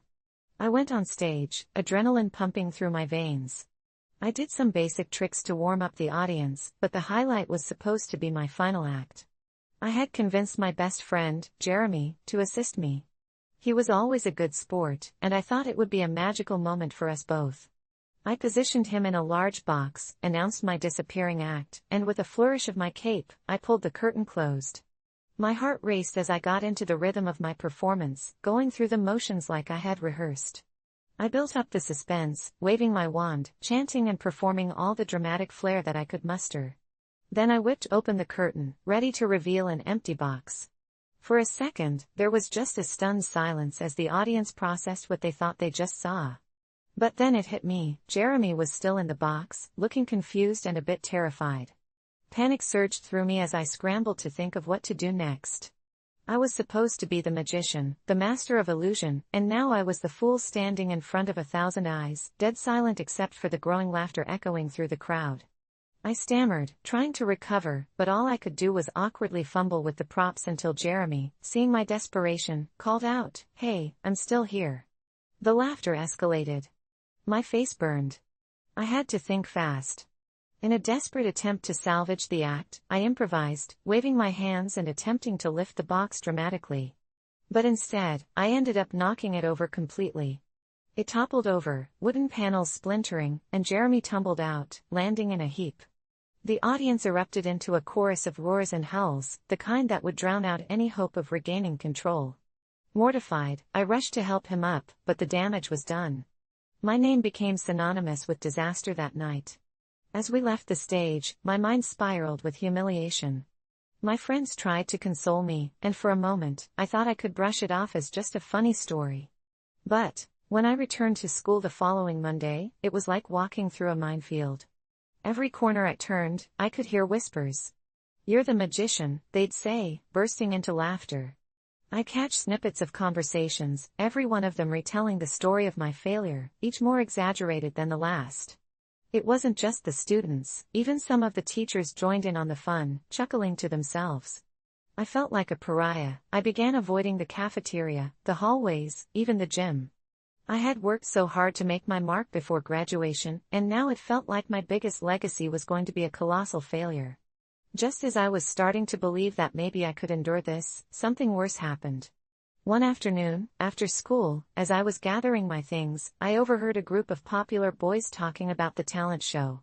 They were showing videos on their phones and laughing. My heart sank as I realized they were sharing a clip of the incident. My embarrassment streamed online without my permission. I was horrified, my face instantly flushed as I heard my voice screaming along with the laughter of the crowd. "Just look at him," one of them said, pointing at the screen. "You gotta love a magician who can't even make his friend disappear." I bolted out of there, feeling sick.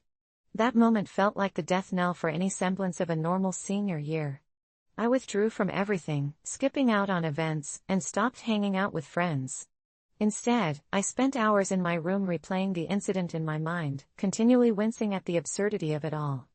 I'd become a recluse, unable to shake the crippling embarrassment that clouded my thoughts. However, just when I thought I was destined to end my high school career as a joke, things took a turn I hadn't expected. A few weeks later, I received a direct message on social media from a girl named Lydia, someone I had known casually but never talked to. She invited me to a local coffee shop where she said she wanted to chat. I was apprehensive, but the thought of being seen as nothing more than that magician started to wear on me. Some part of me craved a real connection, free of judgment and laughter. So, I agreed. When I arrived, she smiled warmly, and we started chatting.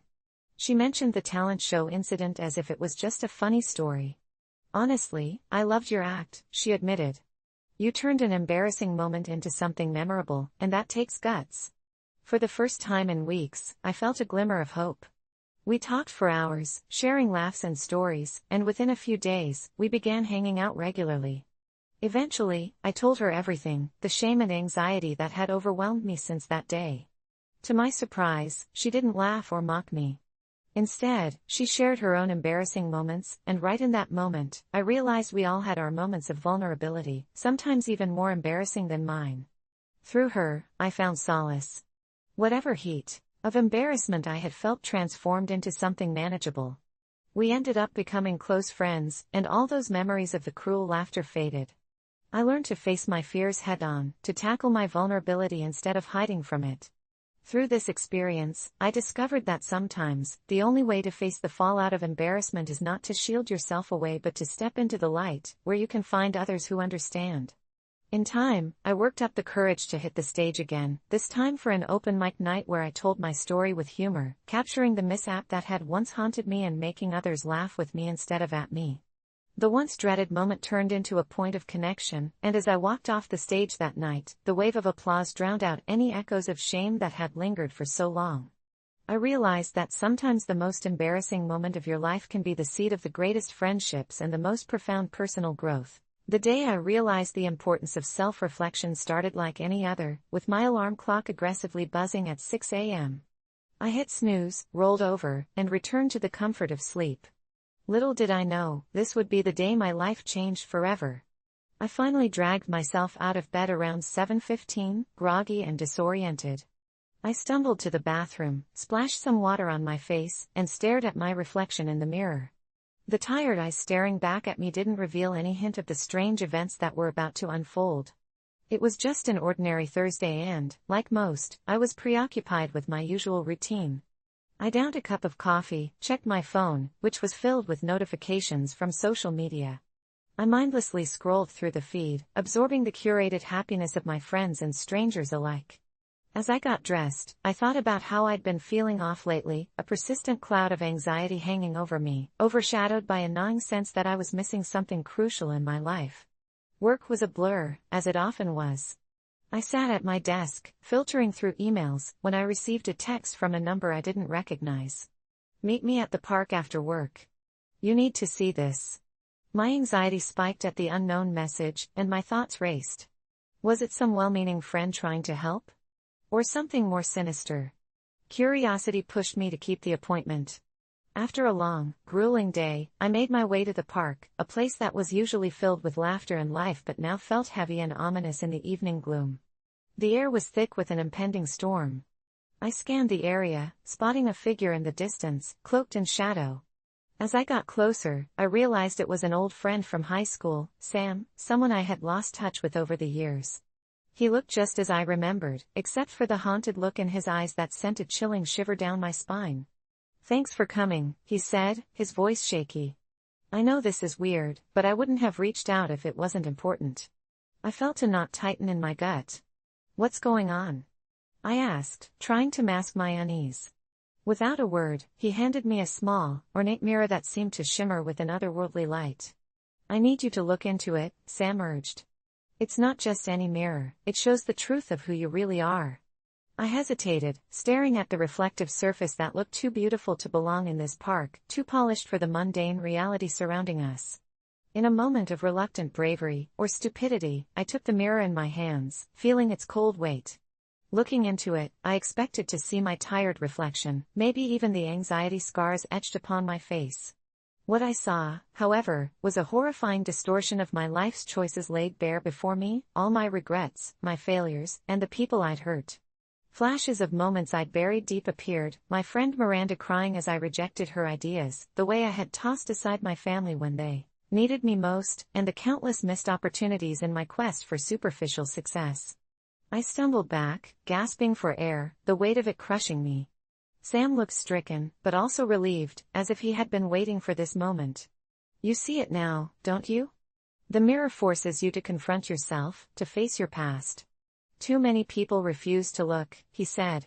I dropped the mirror to the grass, feeling sick. "What does this even mean? Why show me this?" "Because," he replied softly, "we can't move forward until we understand where we've been." His words hit me like a ton of bricks, and I realized my life had been on autopilot. I had avoided self-reflection, comfortable in my ignorance, refusing to accept the cracks in my facade. We sat in silence as the clouds rolled in, a storm on the horizon matching the turmoil in my heart. Thunder rumbled, and with it came a storm of another kind. Memories flooded my mind, drowning me in the weight of guilt and regret. I thought of the people I had pushed away and the friendships I'd neglected out of selfishness. For the first time, I felt the hollowness of my existence, and it scared me. It feels overwhelming, doesn't it? Sam said, his voice penetrating my spiral. But the important part is recognizing it. We can change if we allow ourselves to feel, to grow. Self-reflection isn't about punishment, it's about understanding. I had never thought of it that way. Underneath the anger I had felt for him reappearing in my life, there was a small flicker of hope. I wanted to make amends, to reach out to those I had wronged, to revive the missed opportunities. In that moment, something shifted within me, and I realized that acknowledging my faults was the first step toward healing. The first raindrops began to fall, patting against the ground, matching the rhythm of my heart. "Thank you," I whispered, my voice barely audible above the growing storm. "I needed this." Sam smiled, and for the first time, I felt a connection, a shared understanding. We got up, leaving the mirror behind, and started walking away from the park, as the sky opened up and unleashed a torrent of rain. As the storm washed over us, I felt something else begin to wash away, the fear of facing myself. The downpour mirrored the flood of feelings I had suppressed for so long. That day became a turning point in my life, a day of realization that self-reflection, uncomfortable as it might be, was vital for growth. Months have passed since then, and I've spent every moment striving to reconnect with the people I hurt, rebuilding friendships, and forging new paths. I finally prioritized self-care, taking the time to reflect on my choices and confront my inner fears. Now, as I watch the world spin outside my window, the rain has become a comfort. It's a reminder that embracing discomfort can lead to clarity and transformation. So, next time you look at your reflection, ask yourself what truly lies beneath. Because sometimes, the scariest monsters are the ones we hide within ourselves. Ignore them at your own peril. I used to put everyone else's needs before my own, a habit built over years of being the go-to friend, the caretaker, and the peacekeeper in my family. The weight of those expectations buried me until I couldn't tell which way was up. Every day seemed the same: wake up, check on everyone, do what they needed, ignore my own self-care. But one night changed everything. It started when I agreed to babysit my neighbor's kids for the weekend. They were a pair of wild 7-year-old twins who came with an endless list of demands that stretched from sunrise to sunset. I love kids, don't get me wrong, but by the end of that first day, I was exhausted to my core. I managed to entertain them with games, cooking, and the occasional round of hide and seek, but as night fell, I was ready to collapse. After a long day, I finally put them to bed and felt an overwhelming sense of relief wash over me. But it was short-lived, as I realized the parents were late. I texted them, but the response was delayed. As the clock ticked on, the unease began to creep in. Maybe something was wrong? It was nearly midnight when I finally received the text. They had been in a freak car accident, no one hurt, but they were stuck with the police, and they wouldn't be home until the early hours. I was alone in a home with 2 sleeping kids, fatigue washing over me like a tide threatening to drag me under. I sat there, adrenaline keeping me alert but pushing me to a strange, frantic mindset. The twins were finally quiet, but my mind was a chaotic mess. I finally managed to crash on the couch, the kind of deep sleep that leaves you disoriented when you wake up. Hours later, I jolted awake to the sound of giggles. It was dawn, and the twins were up. I can't even describe how I felt: groggy, frustrated, but also amused by their unrestrained joy. The morning blurred into madness. They demanded breakfast, toys, and playtime, and I was just a shell trying to keep up. Anxiety clutched at my chest. I had this nagging thought that I'd just let myself go again, sacrifice my health and mental space to keep up their happiness. But there was something else, a heavy feeling like I was being watched. I turned around to find them staring at me, those innocent faces so full of expectation, and before I knew it, they were asking me to join them in their game, and I felt it, a moment of clarity so strong it was almost like a revelation. They were relentless in their energy, and I was barely a ghost of myself. That fun I had meant to bring them just wasn't happening anymore. As they bounced around the room, I felt a spark of something rising up within me. It was anger, pure and unfiltered. I was fed up with this. Why was I constantly putting myself on the back burner? I could feel the rage coiling in my stomach, tightening around my heart. Just then, one of the kids tripped and bumped into me, breaking the trance. Instead of helping, I snapped at them, my words sharper than I meant them to be. The shock on their little faces cut through reality like a knife. What had I done? I immediately felt guilty as I watched the twins' smiles fade into uncertainty. I realized then I had pushed myself too far and, in turn, started snapping at those I cared about. They weren't to blame for my exhaustion. I needed to figure this out. In that moment, something shifted inside me. I recalled therapy sessions about boundaries and self-worth, concepts I was good at preaching but terrible at practicing. I could hear my therapist's voice in my head, "You can't pour from an empty cup." My breath settled, the anger began to dissipate, and I looked at the twins. They were worried about me, and it struck me that I hadn't just failed myself, I'd let them down too. I took a deep breath and sat on the floor with them, forcing a smile and restructuring my approach. I started talking, setting up boundaries not just for me but for them too. We discussed what we could do together, what I could handle without crumbling. It turned our chaotic morning into a mini dance party. We laughed, we sang, and, for a fleeting moment, I felt free. I realized right there that my worth wasn't defined by how hard I could work for others or how much of myself I could give away. I needed to show them that it was okay to say no once in a while and still be okay. I didn't have to stifle myself in front of them. That cohort of little troublemakers shifted something deep inside me, igniting something I thought I had lost, my ability to prioritize my well-being alongside my duty to care for others. When the parents finally returned, they were all smiles, unaware of the duel I had fought within myself. Taking a step back, I realized I needed to set those same boundaries moving forward, not just for myself, but for the ones around me. Life can get overwhelming, and I had to look after myself to truly help others effectively. Through this wild weekend of unexpected chaos, I learned that prioritizing myself didn't mean I was selfish, it meant I was being responsible. The burnout would come if I kept pushing against an endless tide instead of riding the waves. The important part is the balance. I looked at the twins one final time, knowing that I wouldn't be just their babysitter anymore, I'd be their role model, teaching them that caring for yourself is just as important as caring for others. Now, every time I feel the weight of the world, I can look back on that little home, the bouncing laughter, and that heartfelt dance party, and remind myself to prioritize myself. And I want to share this in hopes anyone out there realizes the same. You don't have to lose yourself to help others, you can be strong without being a martyr. It's a lesson learned, and a story to tell whenever the urge comes to forget who I am. Prioritize yourself, my friends.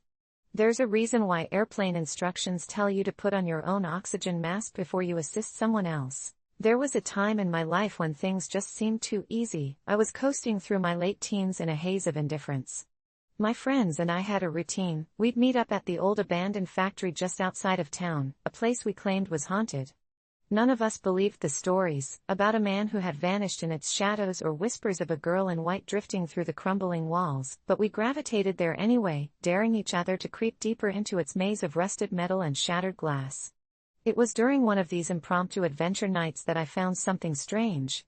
The group had split up, as usual, and I wandered off, feeling cocky. I'd always been the one not to retreat in fear. I stumbled upon an old filing cabinet stuffed with yellowing documents, pages rotting but still legible, revealing a dark past of shady experiments and missing persons. As I flicked through those pages, the names meant nothing to me, until I came across one that sent a chill down my spine. It was my own name, scrawled awkwardly in faded ink alongside a date, my date of birth. At that moment, I felt like the walls were closing in on me, and I bolted from the factory, panic clawing at my throat. I brushed it off as some sick joke, but the nagging feeling remained.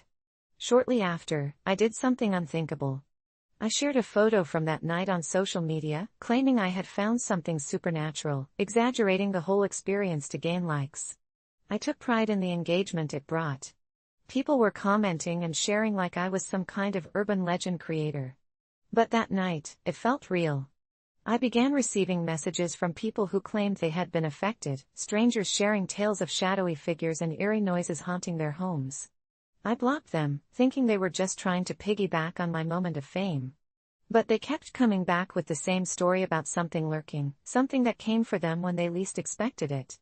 I laughed it off until one night, I heard a scratching noise outside my window.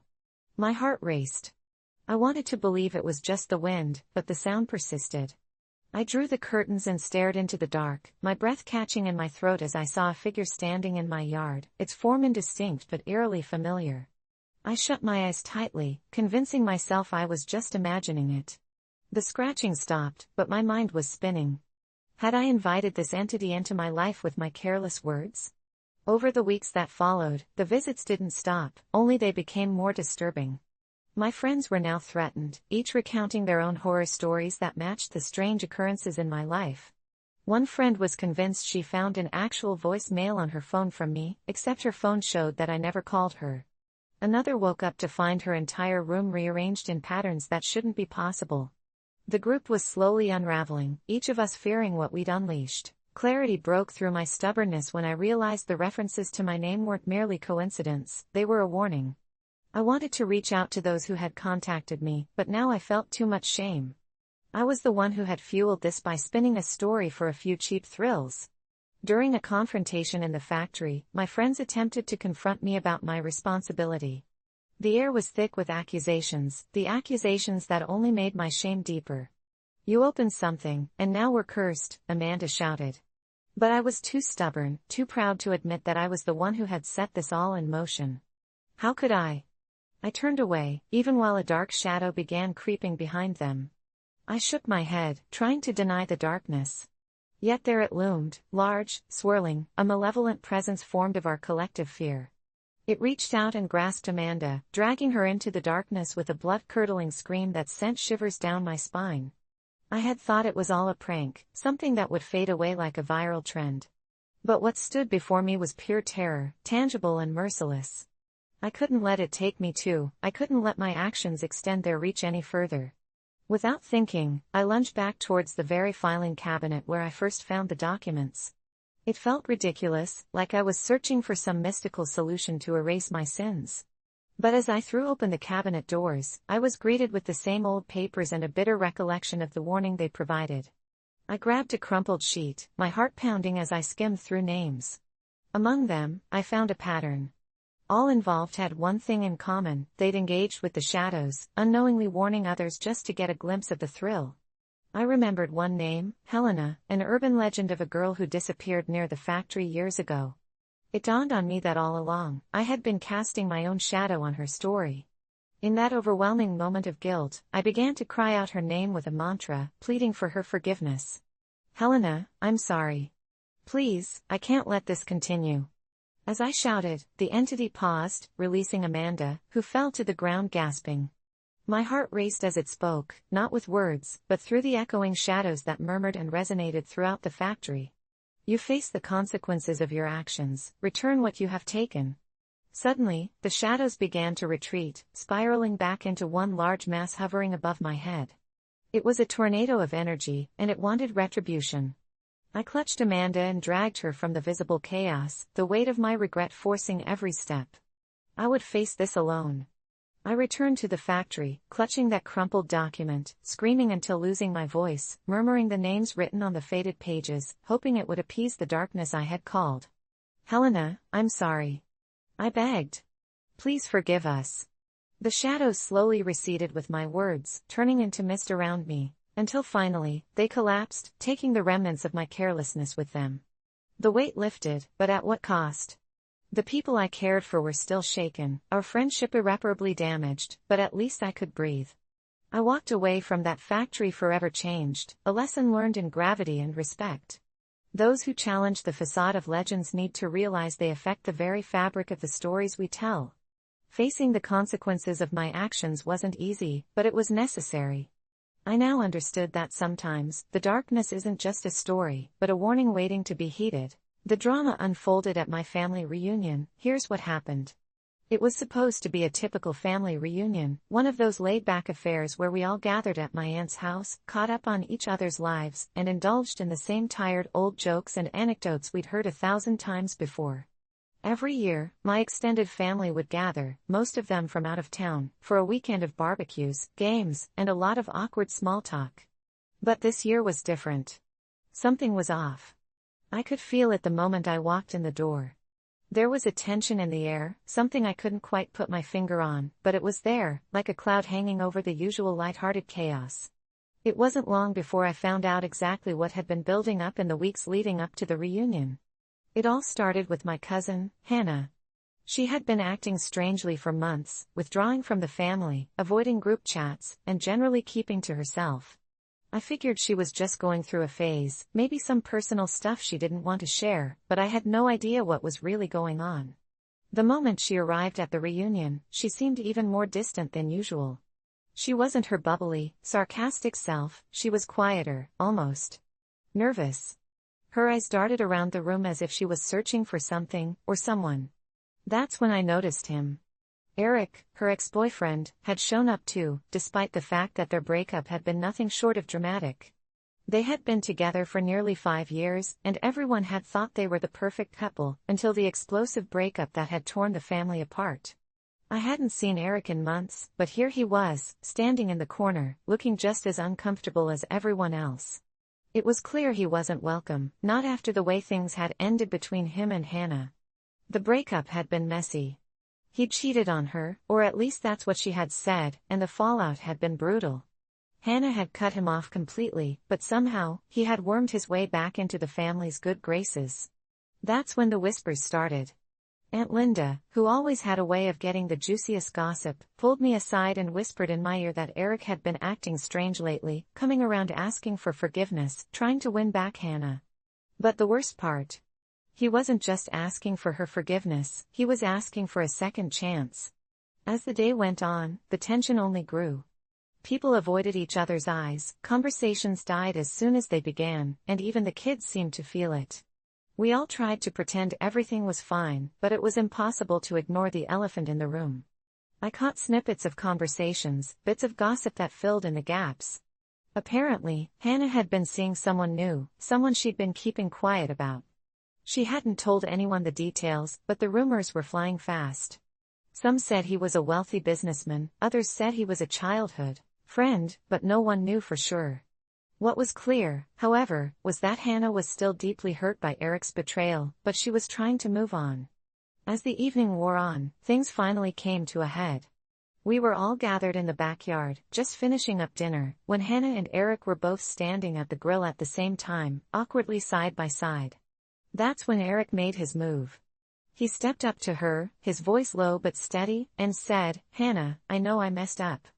I'm sorry. I've changed. I know you don't believe me, but I've been working on myself. Can we please talk?" Hannah froze. The air seemed to thicken as everyone around the grill held their breath, waiting for her response. For a moment, it seemed like she might actually listen to him, and I could feel the pit in my stomach growing. She hadn't spoken to him in months, this wasn't the time or the place for him to be making this kind of move. She turned to face him, her eyes blazing with something I couldn't read, and then she said, "You don't get to do this. Not here. Not now. You don't get to come back into my life just because you think you've learned a lesson." There was a pause, and then she added, "I'm happy now, Eric. And you don't get to ruin that." Her words were like a slap in the face, loud and clear enough for everyone to hear. Eric stood there, frozen, his face turning red with embarrassment. I could see the hurt in his eyes, the realization that Hannah wasn't going to forgive him, that he had no place in her life anymore. But that wasn't the end of it. As if things couldn't get worse, out of nowhere, someone yelled, "What about the new guy, huh? Is that what this is all about?" It was my cousin Jason, always the troublemaker, and the room fell silent as he stood up, pointing his finger at Hannah. "You're just going to forget everything Eric did for some guy we've never even met?" I couldn't believe it. Jason was known for stirring up drama, but this was crossing a line. The whole family was now caught in the crossfire, all eyes on Hannah and Eric, waiting for the next move. Hannah, clearly done with the conversation, snapped back, "You have no idea what's going on, Jason. You don't get to judge me. You don't know what it's like to be lied to and cheated on. So, keep your opinions to yourself." I could feel the heat building, the tension thickening, but the worst was yet to come. Just as I thought the situation was finally starting to simmer down, another cousin, Mark, chimed in. "Well, if Eric's out, then what about me? I was there for you when you were with him. And now you're just going to throw all that away for some stranger?" And that was it. That was the straw that broke the camel's back. Eric snapped. "You think I'm some kind of joke? You think I'm just going to sit here and take this?" He turned on Mark, his voice rising with anger. "I made mistakes, yeah, but I'm trying to fix things. I'm trying to make up for it, and you all just want to make me feel like garbage. The argument escalated quickly from there. Everyone started shouting, cousins yelling at cousins, aunts and uncles trying to play peacemakers, but it was all a mess. People were storming off, fighting, crying, and I could barely process it all. I didn't know who was right, who was wrong, but it didn't matter anymore. The reunion, which had started as a chance to reconnect, had turned into a battlefield. The next morning, things were eerily quiet. The usual post-reunion cleanup was happening, but the energy had shifted. People avoided eye contact, some left early, others stayed behind to talk in hushed tones. It was a family reunion that had turned into a family crisis. I don't know what happened after that, whether things ever got resolved, or if the rift between Eric and Hannah was ever healed. But I knew one thing for sure, things would never be the same again. The drama that unfolded at my family reunion wasn't just a one-time thing. It left scars, deep ones that would take years to heal, and no matter how much time passed, we would all remember that one day when everything fell apart. I still remember the night everything changed, though to call it a night is a disservice to what transpired. My name is Leah, and I've been a wallflower for as long as I can recall. Social gatherings used to terrify me, and I always found a dark corner at parties instead of joining in with the others. It was a couple of months ago when I reluctantly agreed to attend my friend Molly's birthday bash. She insisted, promising it would be the best night of my life, and against my better judgment, I went. Walking into that crowded room with dim lights bouncing off the walls and cheap glitter everywhere was disorienting. The music was a relentless electronic thump that seemed to resonate from every pore of my being, and I clutched a plastic cup like a lifebuoy amidst a stormy sea. A part of me wanted to slip away, but I stayed, scrolling through my phone, hoping I might find some solace in mindless memes while pretending to sip my drink. That's when I noticed the dance floor, a pulsating mass of bodies moving as one, sweat glistening, smiles everywhere. I wanted to be part of it, but fear held me back like heavy chains. Then something unexpected happened. A group of friends broke out into laughter near me, and as I looked up, I locked eyes with a man. His presence was magnetic, and he was dancing like he didn't care who was watching. His movements were raw, joyous, free, and all I could feel was an urge so strong it nearly knocked the breath out of me. I think I was in shock when he made eye contact and beckoned me to join him. "Come on. Just dance," he shouted, his voice infused with a captivating energy. I hesitated, but something about his confidence gnawed at my inhibition. My mind screamed, "No." While my feet betrayed me, sliding forward slowly. Before I knew it, I was engulfed in that sea of vibrant energy. As I stepped onto the dance floor, my heart raced, and adrenaline surged through my veins. The music swelled around me, and at first, I felt like I was floundering, awkward and self-conscious as I moved my limbs with sharp jerks. But then something strange happened. The rhythm wrapped around me, whispering secrets I couldn't understand, and suddenly it was just me, the music, and that man guiding me with gracious movements. His smile was infectious, and with each beat, the walls I'd carefully constructed around my heart started to crumble. I exploded into dance, spurred on by a burgeoning confidence I never knew I possessed. I let go of all the fears and worries that had once commandeered my life. The high I experienced was intoxicating, and before I knew it, my body was telling a story, weaving a narrative of joy and liberation. I danced until my legs ached, lost in the moment, feeling layers of anxiety and self-doubt peel away. And then, right when I thought I'd never want the night to end, the man leaned in and whispered, "Meet me tomorrow for a lesson. You've got talent." I didn't think twice. The next day, I stood outside the community center, nerves buzzing in my stomach as a sense of foreboding crept in. What if I was just a fluke? What if I couldn't replicate what had happened? With a deep breath, I pushed open the door and embraced the two bright lights. To my surprise, he was there, sprawled out across the floor like it was second nature. "Glad you made it." He beamed, and suddenly, my fears felt smaller. His name was Jack, and as we began to work through the steps together, he revealed that his type of dance was called freestyle, a form that celebrated self-expression and encouraged letting go of inhibitions. Every lesson with Jack felt like uncovering a piece of myself I didn't know existed. I found my feet moving with increasing confidence and a deeper understanding of the music. I danced every day, my body craving the movement, my mind flooding with creativity. It was exhilarating. I practiced until my foam carpet left indents in my bare feet, and emotions long buried flowed out through the tip of my fingers and the curve of my hips. I even began to experiment with my style. I started inventing moves, drawing influence from various cultures, and fusing everything I learned from Jack, breaking rules in this newfound art form. I started feeling alive in a way I had never felt before. And yet, with every lesson, every performance, there was a nagging feeling, a shadow lurking just out of sight. I finally finished my first public performance at a local open mic evening, and as the crowd erupted in applause, victory swelled in my chest. For a brief moment, I felt invincible. But the euphoric high quickly faded into doubt when I noticed Jack standing in the back of the room, staring blankly, like he was waiting for something. I approached him, excitement bubbling in my chest. "Did you see? I did it." But he didn't respond like I expected. Instead, there was a peculiar look in his eyes, panic, frustration. I shook it off. "Come on, let's celebrate," I shouted. He hesitated before saying, in a cautious tone, "Leah, I need to tell you something." His voice was grave, and just like that, everything felt off-center. I pressed him, and he finally explained that he had passed through the veil of life and death. He had drowned in a river years ago. What I had perceived as a spirited dance partner and mentor was a manifestation of my deepest desire to break free from the invisible bonds of my own fears. I was dancing with a ghost. The joy I'd experienced had been real, but Jack had been a temporary illusion meant to help guide me out of my darkness. But I felt like I could hardly breathe, the walls caving in on me. Rage, misery, stupidity, and denial collided inside my mind. Everything was spiraling down, and I wanted to escape, to run. Yet, a fragment of calm clawed its way through my chaos. I realized that Jack helped teach me to dance for a reason. I found strength in the very thing that had terrified me. I forced myself to close my eyes and feel the music when I got home that night, just as I had before.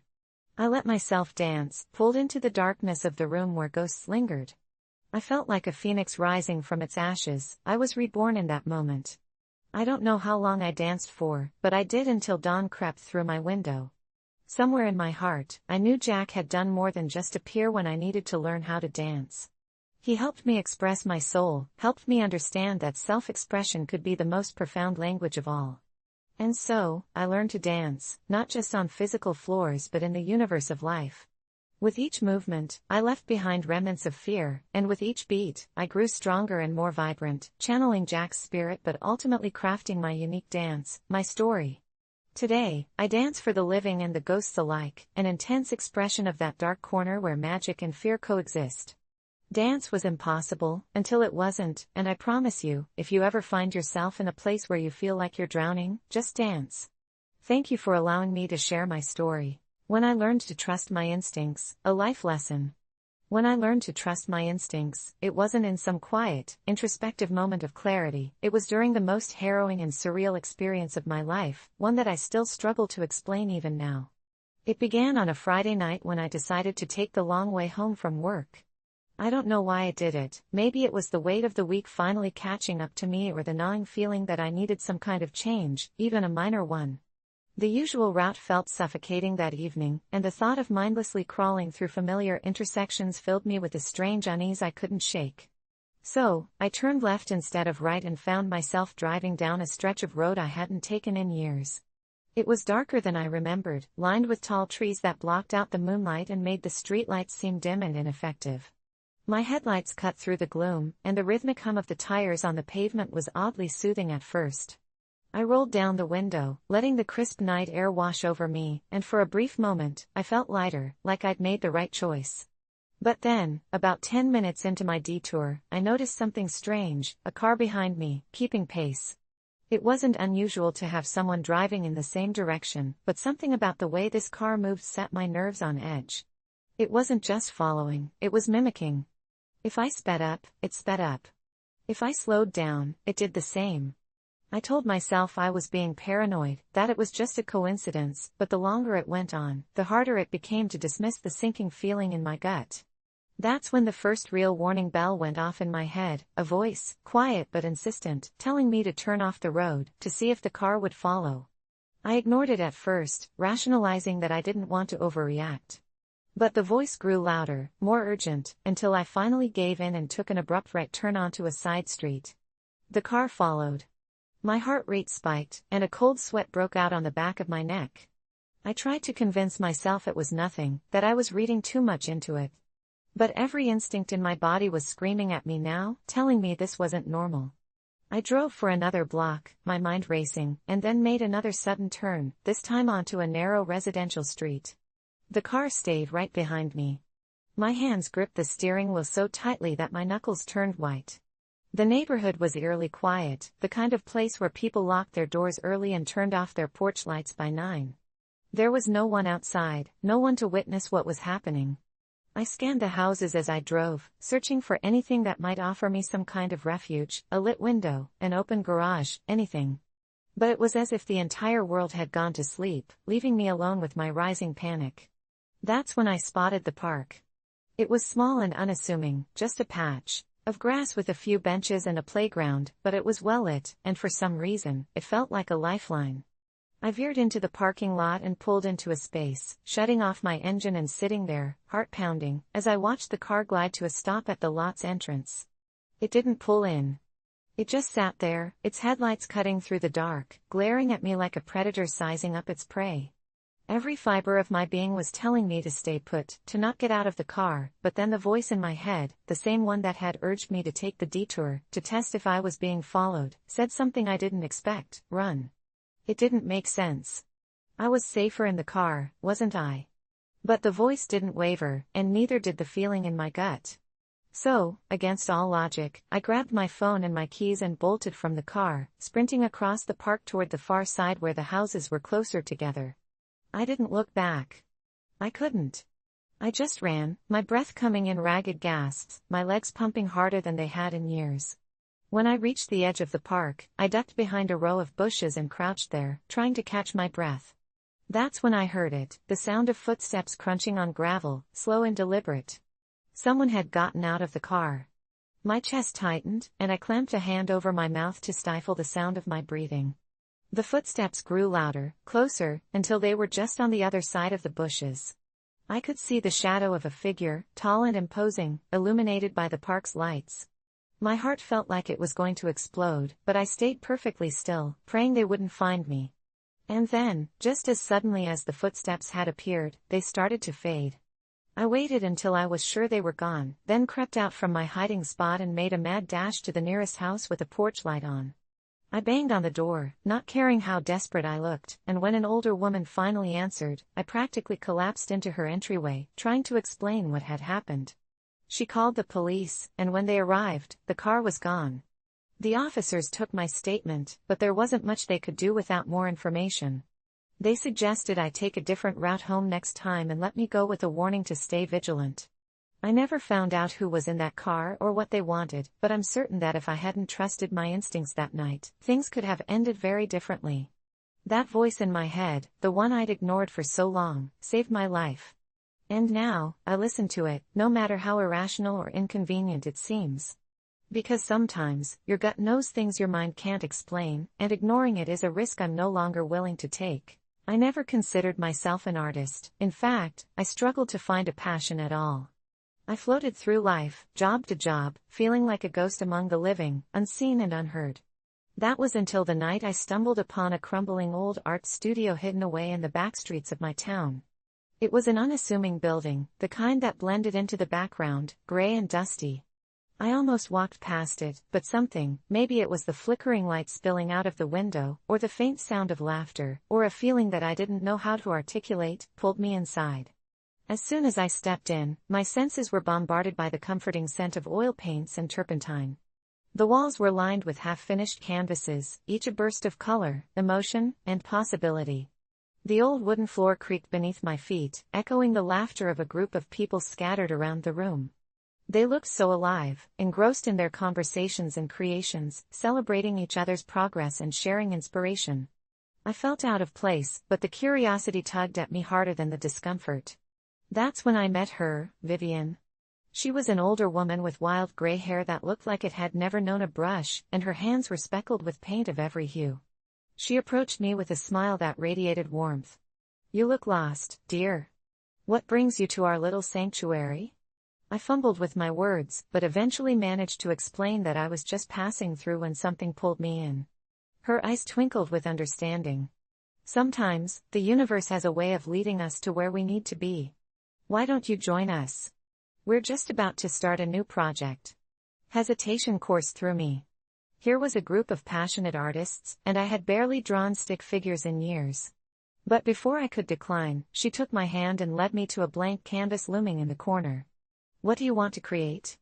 I was speechless. My brain was filled with thoughts of my lack of ability, but as I stared at the canvas, something shifted within me. I felt a flicker of something resembling hope. I want to express how I feel.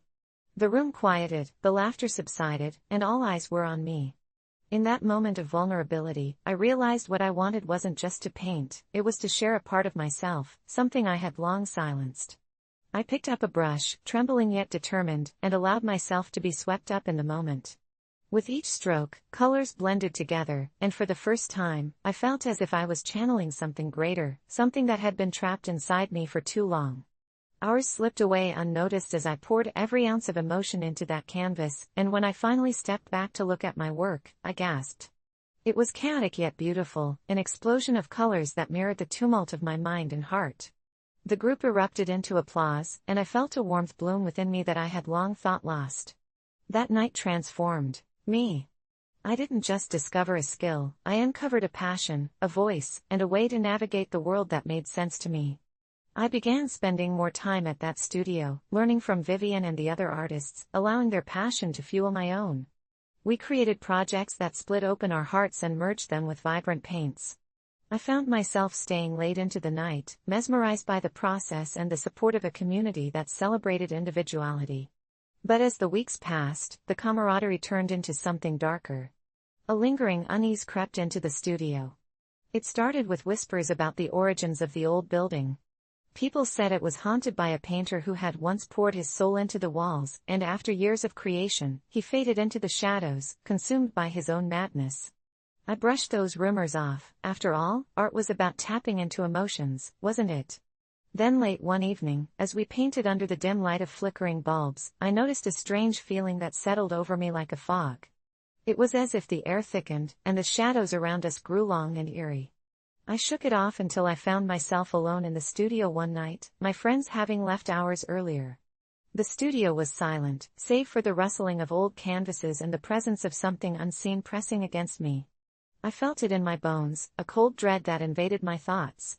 As I picked up my brush and forced myself to paint, I looked around, half expecting to see someone watching me. That's when a low whisper drifted through the air, echoing off the walls. Create. More. I dropped my brush, heart racing, the sound resonating in my ears. At first, I thought it was my imagination, but then I heard it again, clearer this time: create. Or suffer. Panic set in as I backed away from the canvas. I stumbled and knocked over a jar of paint, splattering the floor with vibrant blue, my brave explosion muted by a wave of terror. I hurried out, slamming the door behind me, questioning everything I'd ever felt about that studio. I didn't discourage myself from returning, though. The passion had ignited a flame within me, and I was drawn back in like a moth to a flickering flame. But the atmosphere was shifting. Each time I entered, the whispers would grow louder, wrapping their tendrils around my psyche. The urge to paint became not just a desire but a compulsion. My friends began to change too, their eyes grew glossed over with obsession, as if the paint had invaded their souls.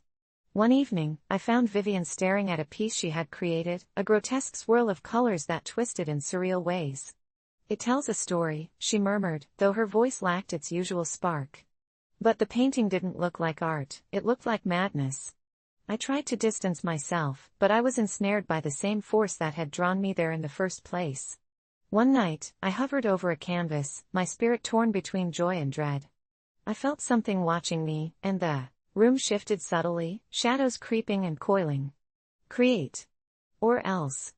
The whispers had become demands. I heard my friends murmuring incoherently in the corners, eyes crazed with urgency. The colors blurred together, my brush moved without command, and I painted past the point of no return, the edges of my sanity frayed as an unholy masterpiece took shape beneath my hands. The clock struck midnight, the stroke of the hour reverberating through my bones, and I realized I was trapped. The air thickened like syrup, and from the depths of my own creation, the whispers morphed into a resonant voice that filled the studio. Keep painting, or it will consume everything you love. With each stroke, I felt pieces of myself tearing away, dissolving into the very canvas I was creating. My heart raced as the terrible reality dawned on me. I had traded my soul for passion. I dropped the brush, the studio falling silent, and the shadows recoiled as if they'd been struck. My friends froze, their eyes wide with bewilderment, as if they too had just awoken from a trance. I stared at the canvas, and terror washed over me as I realized what I had painted, an image that mirrored the studio itself, distorted and menacing, lurking just beneath the surface.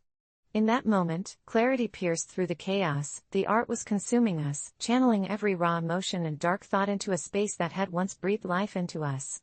I bolted for the exit, shoving through the group and gasping for breath. Behind me, the canvas erupted into a chaotic storm of color, a whirlwind that pulled everything into its depths. I glanced back one last time as I fled, and my heart shattered. Those I had grown close to were swallowed whole by their own creations, faces twisted with fear and ecstasy as they became part of the very art they lived for. I stumbled out into the night, the cool air hitting my face like a slap. I had escaped, but I knew the whispers would follow me. It's been weeks since that terrible night, but even now, they echo in my mind, haunting reminders of creativity turned malevolent, passion transformed into a curse. I scoured the town for anything about the studio. The stories were gone, but the fear lingered. I can't shake the thought that the universe drew me there for a reason, and now I'm left questioning my own reality. I wonder if the studio is still there, still waiting to lure in unsuspecting souls looking for creativity. If you ever find a quaint old art studio hidden in a back alley, I urge you to turn around and walk away. Trust me, your passion isn't worth the price you might pay. I've always been terrified of cooking. Growing up, my family had a weird obsession with perfect meals, and the kitchen was a battleground. Every time I entered, it felt like stepping onto a war-torn field.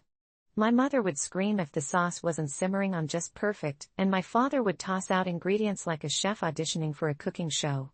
It left me with a deep-seated fear of the kitchen that stuck with me into adulthood. But recently, something gnawed at me. Was I really going to let this fear define my life?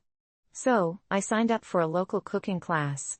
The brochure had vibrant pictures of seasoned chefs and laughing students, and as I filled out the registration form, I felt a mix of dread and excitement.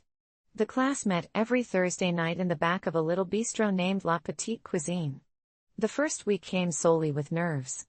I arrived to find an eclectic mix of people, young, old, and everything in between. The instructor, a man named Jacques, was French, of course, who oozed charisma and confidence as he introduced himself. The moment he spoke, the room erupted in laughter. Meals were made to bring joy, he said, not fear. I wanted to believe him. We began with something simple, chopping vegetables. Jacques demonstrated how to slice onions, and then he stepped aside, letting us try our hands at it. I panicked. The knife felt foreign in my hand, slipping awkwardly against the surface. The laughter around me grew as my onions became a pile of uneven chunks. The fear began to bubble up, old memories crept in, my mother's disappointed sigh echoing in my mind. But then I saw a woman across from me, a smile on her face as she expertly diced her onions. I focused on her, pushing my insecurities aside. I made it through the chopping class, and somehow, it wasn't nearly as catastrophic as I expected. I even managed to sauté the vegetables without setting anything on fire, which I deemed a small victory. But then the second week hit, and we were to make sauces from scratch. I had thought the first week would be the hardest, but as we gathered around the stoves, my heart raced. Jacques explained how a good sauce is the soul of a dish, but all I could think was how I had likely just dug my own grave. My hands shook as I whisked a bechamel sauce, the hot liquid reminding me of all the times I had burned my hands as a kid. Each stir felt like a betrayal. Would it end up lumpy, or worse, split before my eyes? Halfway through, the door swung open, and a dark figure stepped in. The atmosphere shifted instantly. I locked eyes with Jacques, and his usually welcoming demeanor faded slightly. The newcomer was an older man, dressed in a long black coat and a beanie pulled low over his eyes. He ambled towards our station without saying a word. We continued to whisk, but the room was heavy with an unspoken tension. The stranger stopped at my side, and I felt the hairs on my neck stand up as he leaned in and whispered, "You shouldn't be in here." At first, I thought I misheard him. Jacques glanced over, sensing the disturbance. The stranger simply crossed his arms, watching me with a strange intensity. Trying to brush it off, I focused on the sauce, but my hands began to tremble again. Murmurs broke out among my classmates, eyes darting toward the stranger, wondering who he was. Jacques, ever the professional, cleared his throat. "This is a cooking class, my friend. Everyone is welcome. We're just here to learn." But the man only scoffed. "You think this is just cooking?" Despite my fear, the rebuke cracked something in me, and I hardly knew where the words came from, but I snapped back, "Obviously, it is." "No," he said, his voice low and dripping with condescension. "This isn't just cooking. You're playing with fire." I felt my heart drop, and the laughter I'd felt previously vanished. Jacques moved closer, but before he could utter anything, the stranger continued to stare directly at me. "You're afraid, aren't you?" At that instant, something strange happened. The room warped, and I was back in my childhood kitchen, eyes darting to my mother's fiery gaze whenever I dropped something. I could hear pots clanging and the smell of smoke rose as I dashed for safety. I shook my head, trying to break free from the memory. The sauce in my pan was beginning to bubble over, ruining everything. Panic surged through me as I whipped back around to the stranger, now inches from my face. "You're gonna fail. You know that, right?" At that moment, the temperature dropped, and goosebumps crawled up my arms. Before I could respond, Jacques smirked, placing a hand on my shoulder. "Listen, everyone here has struggled with cooking at one point or another. It's part of the process." But all I could focus on was the stranger's piercing gaze. "What do you know?" I managed to say, though my voice trembled. The class resumed around me. Jacques started narrating steps for our upcoming dish while the stranger continued to loom beside me, his presence like a shadow. The sauce wafted an unsettling scent, as if it absorbed the negativity around me. My heart raced as I grabbed the whisk again, determined to prove him wrong. But as the class progressed, the stranger's whispers began to echo in my head. "You can't escape this. You'll always be afraid." I started to falter, the fear gripping me tighter, and every whisk felt wrong. Then, a fateful moment arrived. I had to add in an ingredient that required precision to achieve the right flavor. My hands shook as I paused over the bowl. The pan started bubbling ominously. It was as if a storm brewed on the stovetop, creeping closer. "Do it," the stranger hissed, his breath cold against my ear. "You're teetering on failure." I closed my eyes. The kitchen whirled around me, and without thinking, I poured in an entire cup instead of a tablespoon. The bubbling erupted violently. My sauce splattered all over the flaring stovetop, and before I fully registered what was happening, the flames danced up like a hungry beast. Instinct kicked in, and I screamed. "Fire!" Chaos erupted as everyone scrambled. Jacques grabbed the fire extinguisher, while the stranger merely stood there, an amused grin spreading across his face. The flames hissed and sputtered out under Jacques' control, but the aftermath lingered in the room like an unwelcome guest. My confidence shattered, and I stared numbly at the charred remains of what had once been a simple bechamel sauce. My heart sank. I was consumed by embarrassment. Everyone had just witnessed my failure. The stranger stepped closer, chuckling softly. "See? I told you. You should have listened." And then he casually walked away, leaving me with the remnants of my catastrophe. The rest of the class resumed despite the havoc, each my peers attempting to encourage my spirits. "Don't worry," one woman said, her tone soft. "We all mess up." But I couldn't shake the feeling of dread. What had just happened felt darker than an ordinary cooking disaster. There was something surreal about that stranger. After class ended, I felt exhausted, frazzled, my fear reignited like embers from the flames. I rushed home, the stranger's laugh trailing behind me. It haunted my thoughts for days. I debated quitting the class altogether, but a flicker of determination ignited within me. I refused to be haunted by an incident. When the next week came around, I braced myself. The class was buzzing, filled with chatter, but every shadow still felt like it was watching. This time, as I entered, I half expected that man to be waiting. But he never showed. The feeling of relief washed over me, and perhaps, I really could find the courage to cook. That night, we tackled desserts, a lemon tart. The fear was still there, lurking like a specter, but as Jacques smiled and guided us through each step, I found my footing.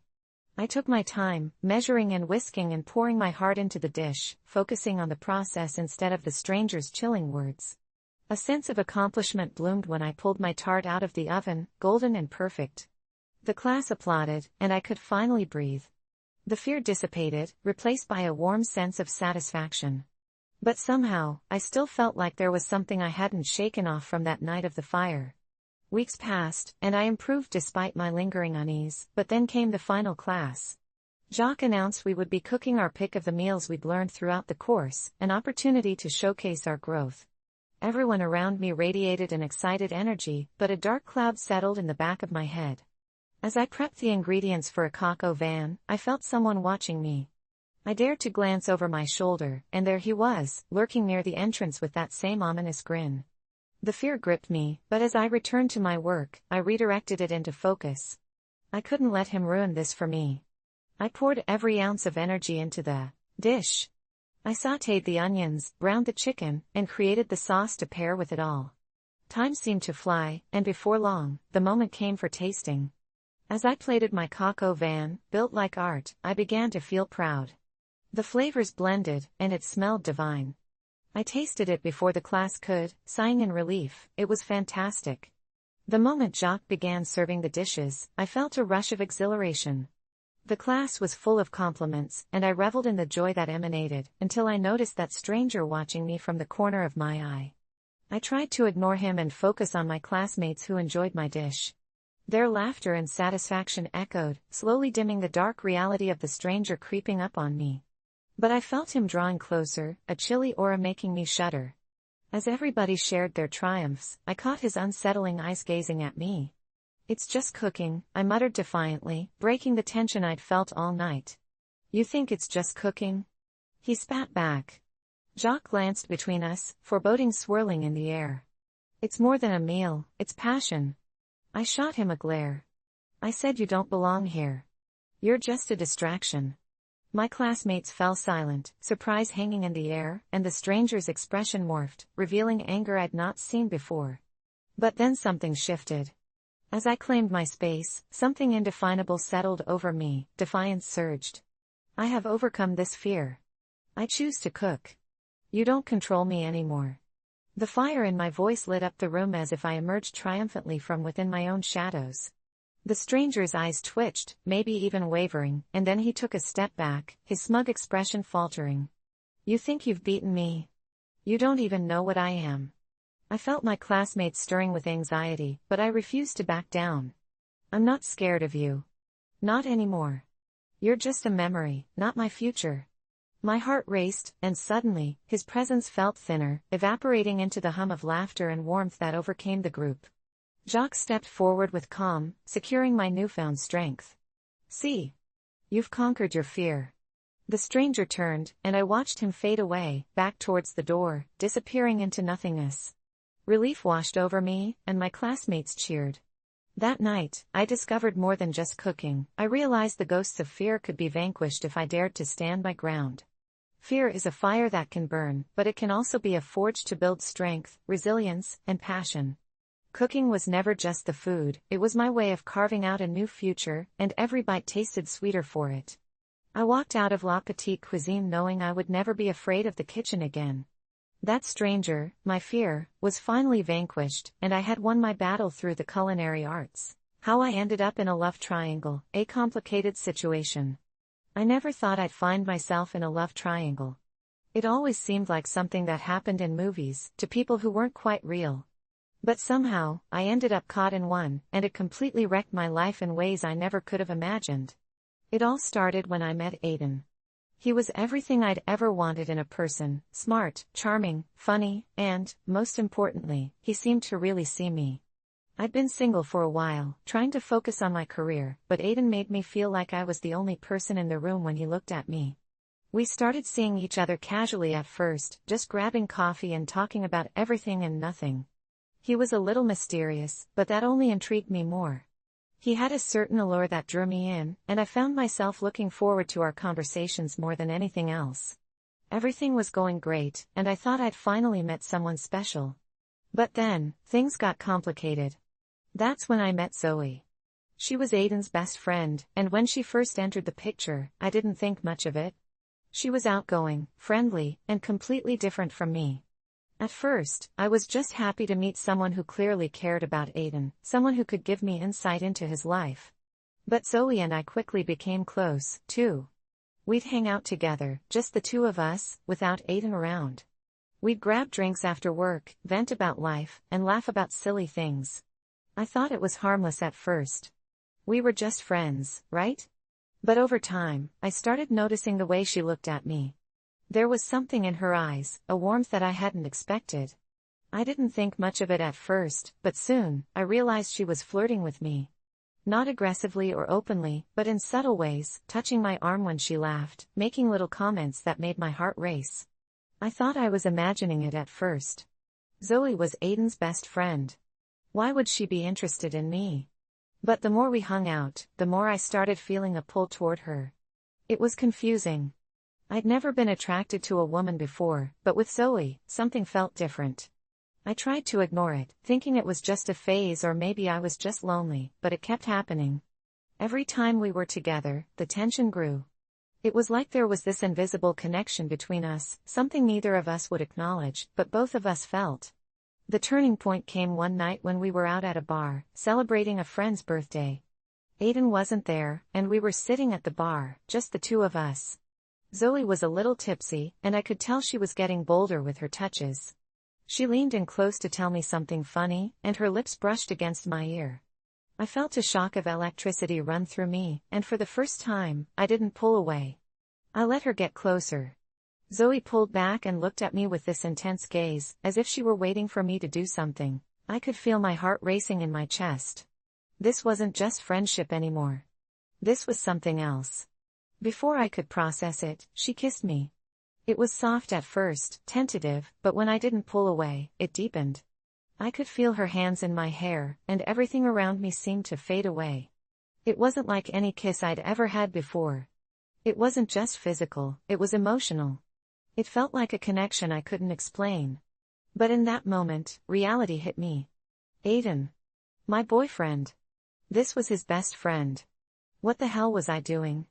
We broke apart, both of us panting, eyes wide. I could see the confusion on her face, the fear that I might reject her, but I didn't. I didn't know what to say. All I could think about was Aiden, and how I was about to betray him in the worst way possible. Zoe stepped back, and we both sat there in silence, not sure how to move forward. The next few days were a blur.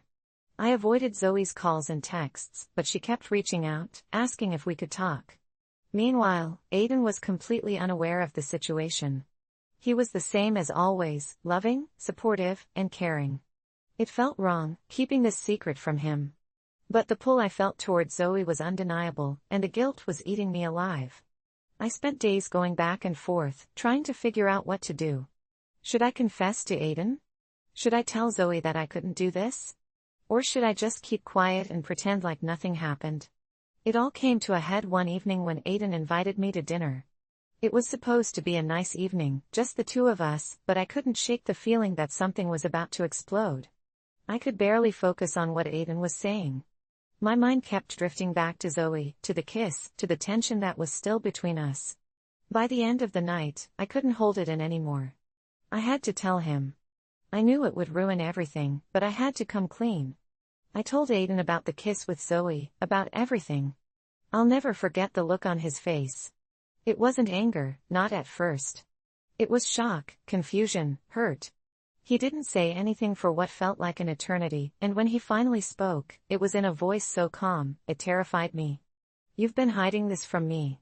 From both of us. I tried to explain, but the words wouldn't come. He stood up, pacing, as if he didn't know what to do with himself. I could feel the weight of his disappointment pressing down on me. After a long silence, Aiden told me that he needed space.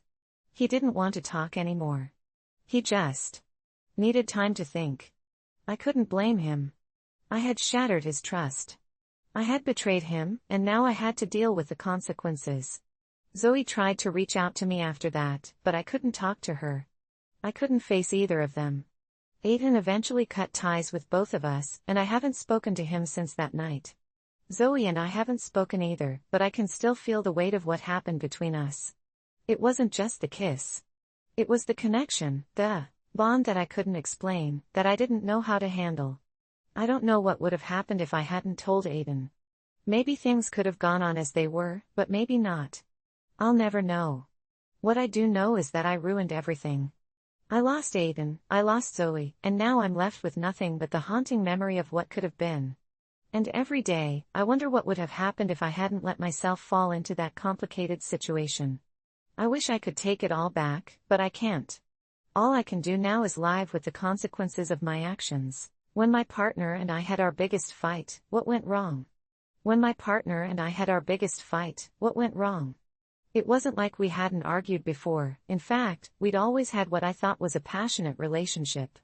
Little disagreements, playful banter that sometimes got heated but would quickly dissolve into laughter or apology, that was us. I thought we had this unbreakable bond, that no matter how bad things got, we'd be able to work through them. But this night was different. I had come home late from work. It was one of those weeks when every project seemed to be falling apart, and I barely slept for days. The house was dark when I walked in, the only light coming from the living room where my partner was sitting on the couch, motionless, staring at the floor. I could feel the tension before I even said a word. Hey, I tried, but they didn't answer, didn't even look up. I could feel something was wrong, but I didn't know why. There had been no recent fights, no simmering issues I could think of, but the silence was heavy, almost suffocating. Finally, after what felt like an eternity, they spoke. We need to talk. I hate those 4 words more than anything because nothing good ever follows them. I took a seat across from them, waiting, trying to read their face, but they looked like someone I didn't recognize.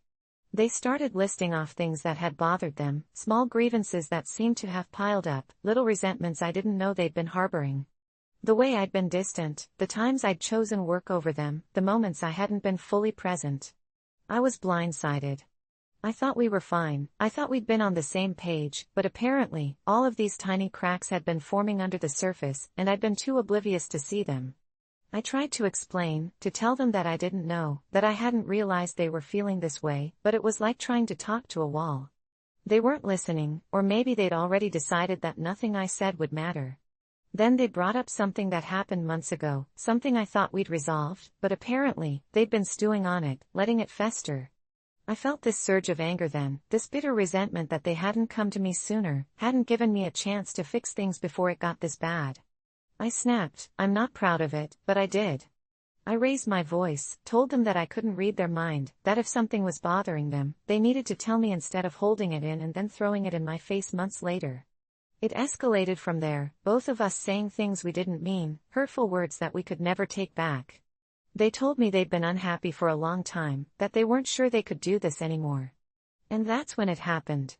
I felt something shift, like the ground had dropped out from beneath me, like the person sitting across from me was suddenly a stranger. I looked at them, really looked, and for the first time, I saw someone who wasn't my partner, someone who had all these hidden corners and dark places I'd never noticed. It terrified me. I remember getting up, walking to the window, staring out into the night, trying to calm down, trying to think of anything to say that would fix this, but nothing came. And then, as I stood there, I felt something. It's hard to describe, but it was like this icy hand on my shoulder, this cold weight pressing down on me, making it hard to breathe. I turned around, but no one was there. My partner was still on the couch, watching me with this strange expression, like they knew something I didn't. What's wrong?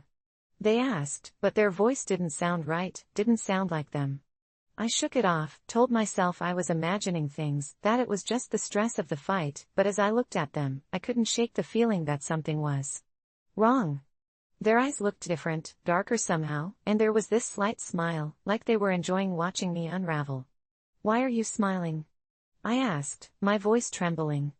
They looked confused, like they didn't know what I was talking about, but the smile was still there, faint but unmistakable. That's when the room went cold, colder than I thought possible, and I felt this pressure in my chest, like something was squeezing the air out of me. I wanted to leave, to get out of that room, but I couldn't move. My partners started talking again, but the words didn't make sense. They were saying things I'd never told them, secrets I'd kept buried for years, things no one else knew. I tried to speak, to ask them how they knew, but my voice was gone, frozen in my throat. They kept talking, listing off every mistake I'd ever made, every regret, every dark thought I'd ever had, and I could feel myself unraveling, feel my mind slipping. I closed my eyes, told myself to wake up, to snap out of it, but when I opened them, I was alone. The couch was empty, the room silent. I looked around, heart pounding, but there was no sign of my partner. I stumbled to the bedroom, calling their name, but the house was empty. I grabbed my phone, called them, but it went straight to voicemail. I don't know how long I sat there, just staring at the wall, trying to make sense of what had happened, but it felt like hours. Finally, I heard the door open, footsteps in the hallway, and my partner walked in, looking normal, looking like nothing had happened. "Where were you?" I asked, but they looked at me like I was crazy, told me they'd just gone out for a walk to cool off after the fight. I tried to explain what I'd seen, what I'd felt, but they laughed, said I was just stressed, that I'd imagined it. But I know what I saw, I know what I felt, and every time I look at them now, I can't shake the feeling that something isn't right. There's this distance between us, this coldness that wasn't there before, and sometimes, when they think I'm not looking, I catch them staring at me with that same strange smile. I don't know who they are anymore, don't know if they're still the person I fell in love with, or if something else came back with them that night. All I know is that I can't sleep, can't eat, can't think straight. I feel like I'm losing my mind, like whatever I saw that night is still with me, watching, waiting for something. And the worst part?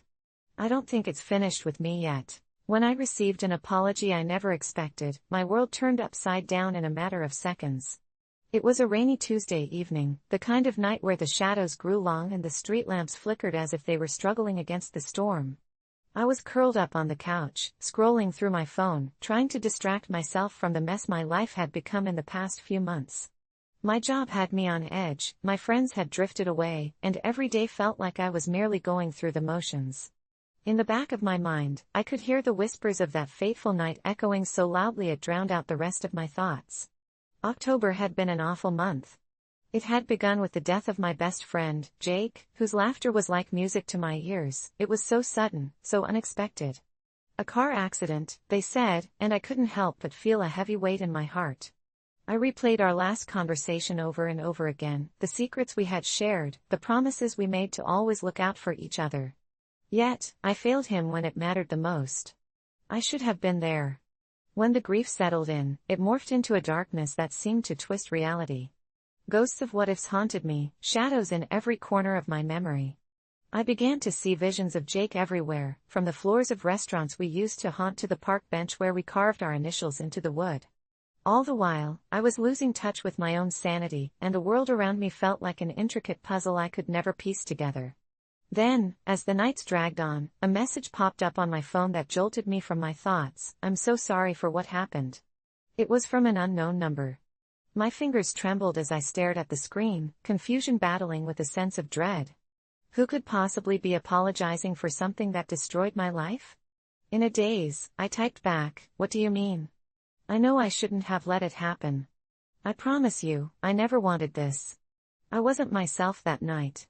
I didn't mean for any of this to happen." The reply came just as quick. For a moment, I thought about blocking the number, but something stopped me. There was an urgency, a desperation in the words that sent chills down my spine. "What are you talking about? Who is this?" I shot back, my heart racing.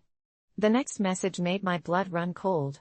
"You'll hate me for revealing it, but I'm the one who was driving the car that night." In that moment, time stopped. I was thrust back to that horrible night when I had received the call that shattered my world. The endless grief, the tears I could never seem to wipe away, had haunted me. My stomach twisted at the thought of confronting the demon responsible for taking Jake away from me. The phone vibrated again. "Please, let me explain. I didn't mean to hurt Jake. There was something wrong with the car. I swear to you, it wasn't my fault." My anger boiled over, and I felt the hot sting of tears in my eyes. How dare they pass the blame? Rage pulsed through my veins, but beneath that rage was something else, curiosity mixed with an overwhelming desire for closure. I hesitated, my mind swirling. Logically, I knew I should just block the number and erase to that dark chapter of my life, but I couldn't. I was trapped between hate and the longing for answers. I need proof, I typed, every letter feeling like a leap into the void. Meet me where it happened, and I'll believe you. I could hardly breathe as I waited. Then the message came, okay. Midnight. I'll be there. The night came quietly, the rain had stopped, leaving the air thick with the scent of wet earth. As I drove to the site of the accident, my mind was racing, a tornado of anticipation and dread. I parked on the side of the road, my heart pounding in my chest like a drum. The darkness seemed to swallow the world around me. I could hardly see where the accident had occurred, the memories of flashing lights and horrified faces flooding back. I blinked rapidly, attempting to forget, but it was all too real. And then, I saw them, a figure standing near the twisted remains of the guardrail, silhouetted against the distant glow of traffic. My heart leapt into my throat. I opened my car door and stepped out, approaching with caution. Are you the one who texted me? I called out, my voice shaky. The figure turned, revealing a face that struck a chord deep within me. It was a woman, her eyes wide with apprehension and remorse. I'm sorry, she said, her voice barely above a whisper. I never wanted this. Anger surged through me, but I was also drawn to the pain written on her features. Tell me how it happened, I demanded. And she did. Her story unfolded like a dark tale, filled with the chaos of that night. She recounted how she had been distracted, how a strange shadow had emerged in the road, and how in a split second, everything changed. Just hearing it intensified the gaping wound in my heart. Her regret felt genuine, but how could I know for sure?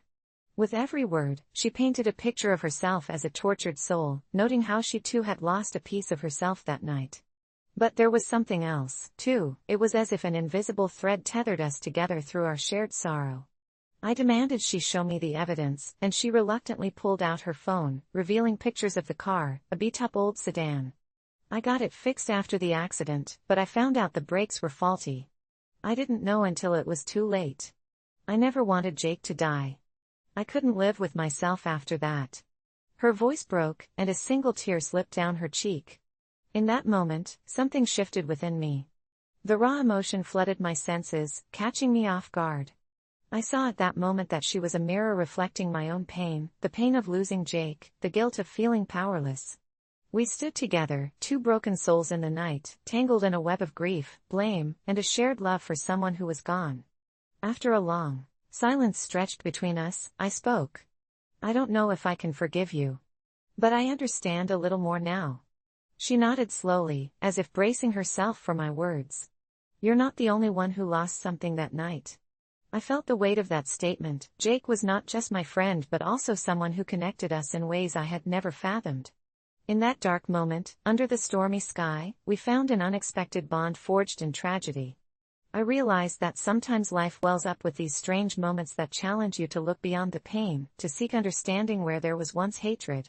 As I walked back to my car, leaving behind the past, I held the promise of a future that wasn't yet written. The message left me shaken, but it offered a glimmer of hope. Maybe forgiveness wasn't about absolving someone of their mistakes, but about freeing yourself. Jake may have been gone, but in that fleeting moment of sorrow and understanding, I felt a small flicker of his spirit guiding me toward the light.